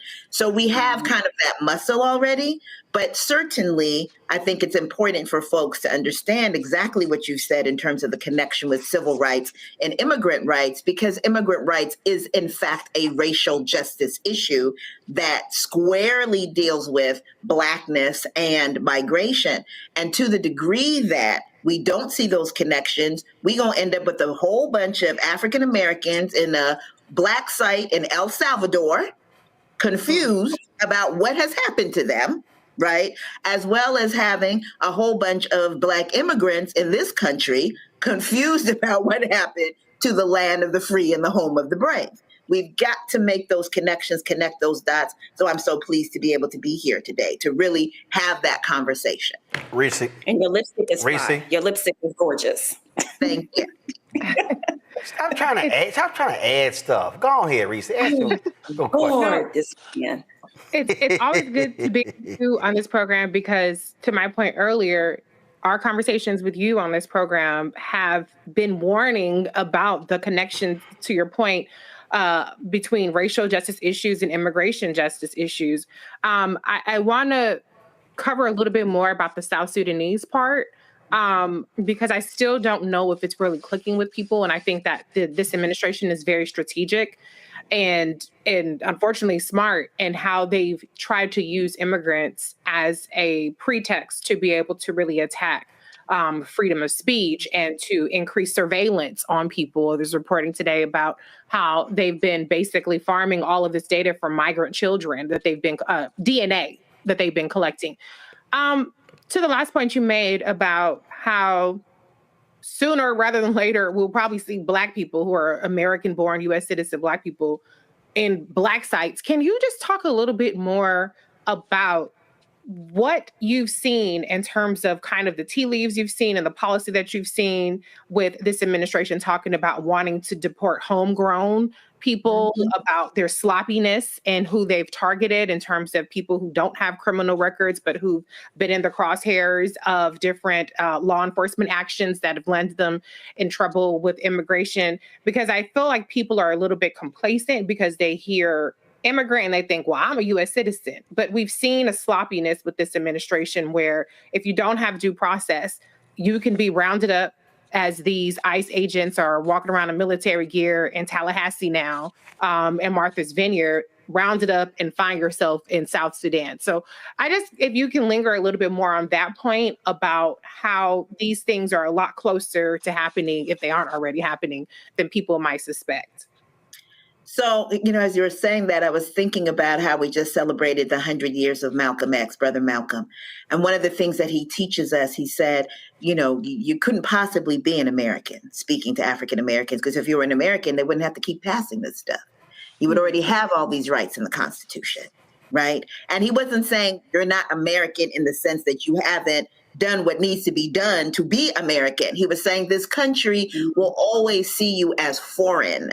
And it's a painful reality, but it is a reality, right? As, the original alien is the kidnapped African brought to this country in chains, right? And, all of the laws that start with immigration that are limiting immigration in this country all begin with Black people. We're told to begin with Southeast Asians. That is not correct. They begin with free Haitians trying to get into this country and being told at that time, no, you can't come in. And so this thing about Blackness and otherness is one that we live with every single day, again, regardless of our citizenship. And the fact that people are African American, when you have folks that are stopping people and are saying, we don't care about how you sound, right? Because Nsé Ufot, who we know, who was at one point the ED of New Georgia Project, came to this country when she was 12. And you can't tell that by hearing her talk. And there's so many other folks, right, that are in similar situations. And so they're saying they don't know from how you talk, so they're going to grab you and ask questions later. They are now saying that they mistakenly, and we know that's a lie, but let's put that to the side, mistakenly took Kilmar Abrego Garcia to El Salvador, that he should not be there. And yet he is still there. And so the fact that you should not be there is not enough for you to be brought back to this country once they decide that they're sending you away. And they are making plans. They're in talks with Djibouti. They were in talks with Libya. They were in talks with Rwanda. Roland, we got to talk to some of these African leaders because they're losing their minds too. They're in talks with the Central and South American countries, right? To see where can we pay you to hold folks? And we will be sitting right next to each other, side by side. Foreign-born Black people like me who are the children of foreign Black people, and Black people who are African American. Once these folks do what they do, if we don't stop them. Greg. Thank you, Roland, and thank you, Sister Nana, for your work. And I'm glad you brought that last point up. We know that the Black Star scared the hell out of Eisenhower and Kennedy and Nixon, that Kwame Nkrumah coming here and raising at the United Nations the question of Pan-Africanism and African solidarity is one of the reasons that Africans in the United States were able to make the advances that we were able to make. And that really leads me to the question I have for you. Even as we see Donald Trump and his white racist friends in their death bleed, we know that white supremacy is dying, and we know that this is going to be a painful death. The painful death. What do you see on the horizon in terms of a post-American global order? What are some of the alternatives to coming to this criminal enterprise for students? We saw what happened today at Harvard, as I mentioned earlier, the ovation for the president of Harvard standing in solidarity. I think there are going to be some unintended consequences in terms of global solidarity movements. Hopefully that will reawaken Pan-Africanism among Africans here in the United States and internationally. We know Paul Kagame is on the take. He's been on the take for quite some time in Rwanda, so we will look to nothing for him, even as his rhetoric of Pan-Africanism should poison his mouth for him trying to even gesture in that direction, given what he's done and what he will do. What do you think of the possibilities of a post-American global order? And how should we be thinking about solidarity movements globally as African people to help us in this moment? So thank you for that. I mean, one of the things that we talk about is we know that the system as we know it is falling. And that certainly in that process, I'm not cheering it on. I'm never going to cheer on the building falling on people because there's people that are in it, right? Absolutely. But it's happening, whether we're cheering, not cheering. Obviously, the system as we have it now is not one that I would set up. I think that there's a lot that needs to be done and there's a dismantling that needs to happen. I wish we could do it in a more orderly manner, but it's just the nature of what we're dealing with. It's going to happen in a manner that's not orderly. What are we building for the other side, right? I mean, earlier you all were talking about Palestine, and you think about Palestine, the Congo, Cameroon, Sudan, all of these countries in which wars are happening, and people are building for the other side. People know that some people are going to survive, and what's on the other side of this. And I think even as we talk about this international student issue, particularly as it pertains to Black students, that is part of the building for the other side. Kwame Nkrumah went to Lincoln University. That's right. And we know if we look at HBCUs, if we look at community colleges, we look at our fraternities and sororities, that it is not just African Americans in this space, right? That in fact, because international students, Black international students are paying fees in here, that's part of how we survive to the other side. If he snatches this money from community colleges as they snatch money from HBCUs, the capacity to have Black international students is what's going to keep these colleges moving and keep our people still able to hold on till we get to the other side, right? And so that's important. And when we have people coming from the United States, African Americans and from various HBCUs that have programs, sending folks to Ghana, letting people learn in Cape Town and Johannesburg, having people go to Kenya, sending people to the University of West Indies. That's how we build that global solidarity, Black solidarity that we're going to need, because on the other side, it is absolutely not going to be about alphabet soup. And it's absolutely not going to be about, I'm from Ghana, I'm from Nigeria, I'm from here, I'm from there. We're not going to erase where we come from, obviously, in our cultures, but we're going to have an understanding that it is with us working together and building together the world that only we, as the progenitors of the entire world population, understand needs to be, right? And so this thing with the international students is not just a nothing. It's a lot, because it's a way in the formidable years of people's lives, of Black people's lives, for us to be connected to each other, for us to learn, for us to love on each other, for us to be with each other, that they're trying to destroy here, because they know that 20% of Black people in this country are either foreign-born or children of foreign-born people. And they know that a lot of those people, like my parents, my father came in 1965 to get his PhD in civil engineering at Berkeley. And they know that that's going to produce a Nana and all my siblings who are going to join this liberation fight for Black people. And they know that. And so we have to make this an important part of what we're talking about. Thank you. Thank you. Dan, Nana, we appreciate it. Thanks a bunch. Keep up the fight. Thank you. Appreciate you. All right. Hello, I'm Isaac Hayes III, founder and CEO of Fanbase. Listen to what I'm about to tell you. The window to invest in Fanbase is closing. We've raised over $10.6 million of our $17 million goal. That means there's room for less than 6,370 people to invest in Fanbase for the average amount. The minimum to invest in Fanbase right now is $399. That makes you an owner in Fanbase today. Go to startengine.com/fanbase to invest. Why? Because current social apps have taken advantage of users for far too long, with content suppression, shadow banning, harmful racist content, and no real tools for monetization and equity. Fanbase has over 1.4 million users and counting, allowing anyone to reach all their following and monetize their content from day one. Social media is the new TV, and whoever owns the apps that distribute that content have the opportunity to own potential billion-dollar companies. While big platforms with uncertain futures are failing to serve their users, Fanbase is stepping up to fill the gap. Don't wait until it's too late. Invest now, invest for yourself and your future. Go to startengine.com/fanbase and own the next generation of social media.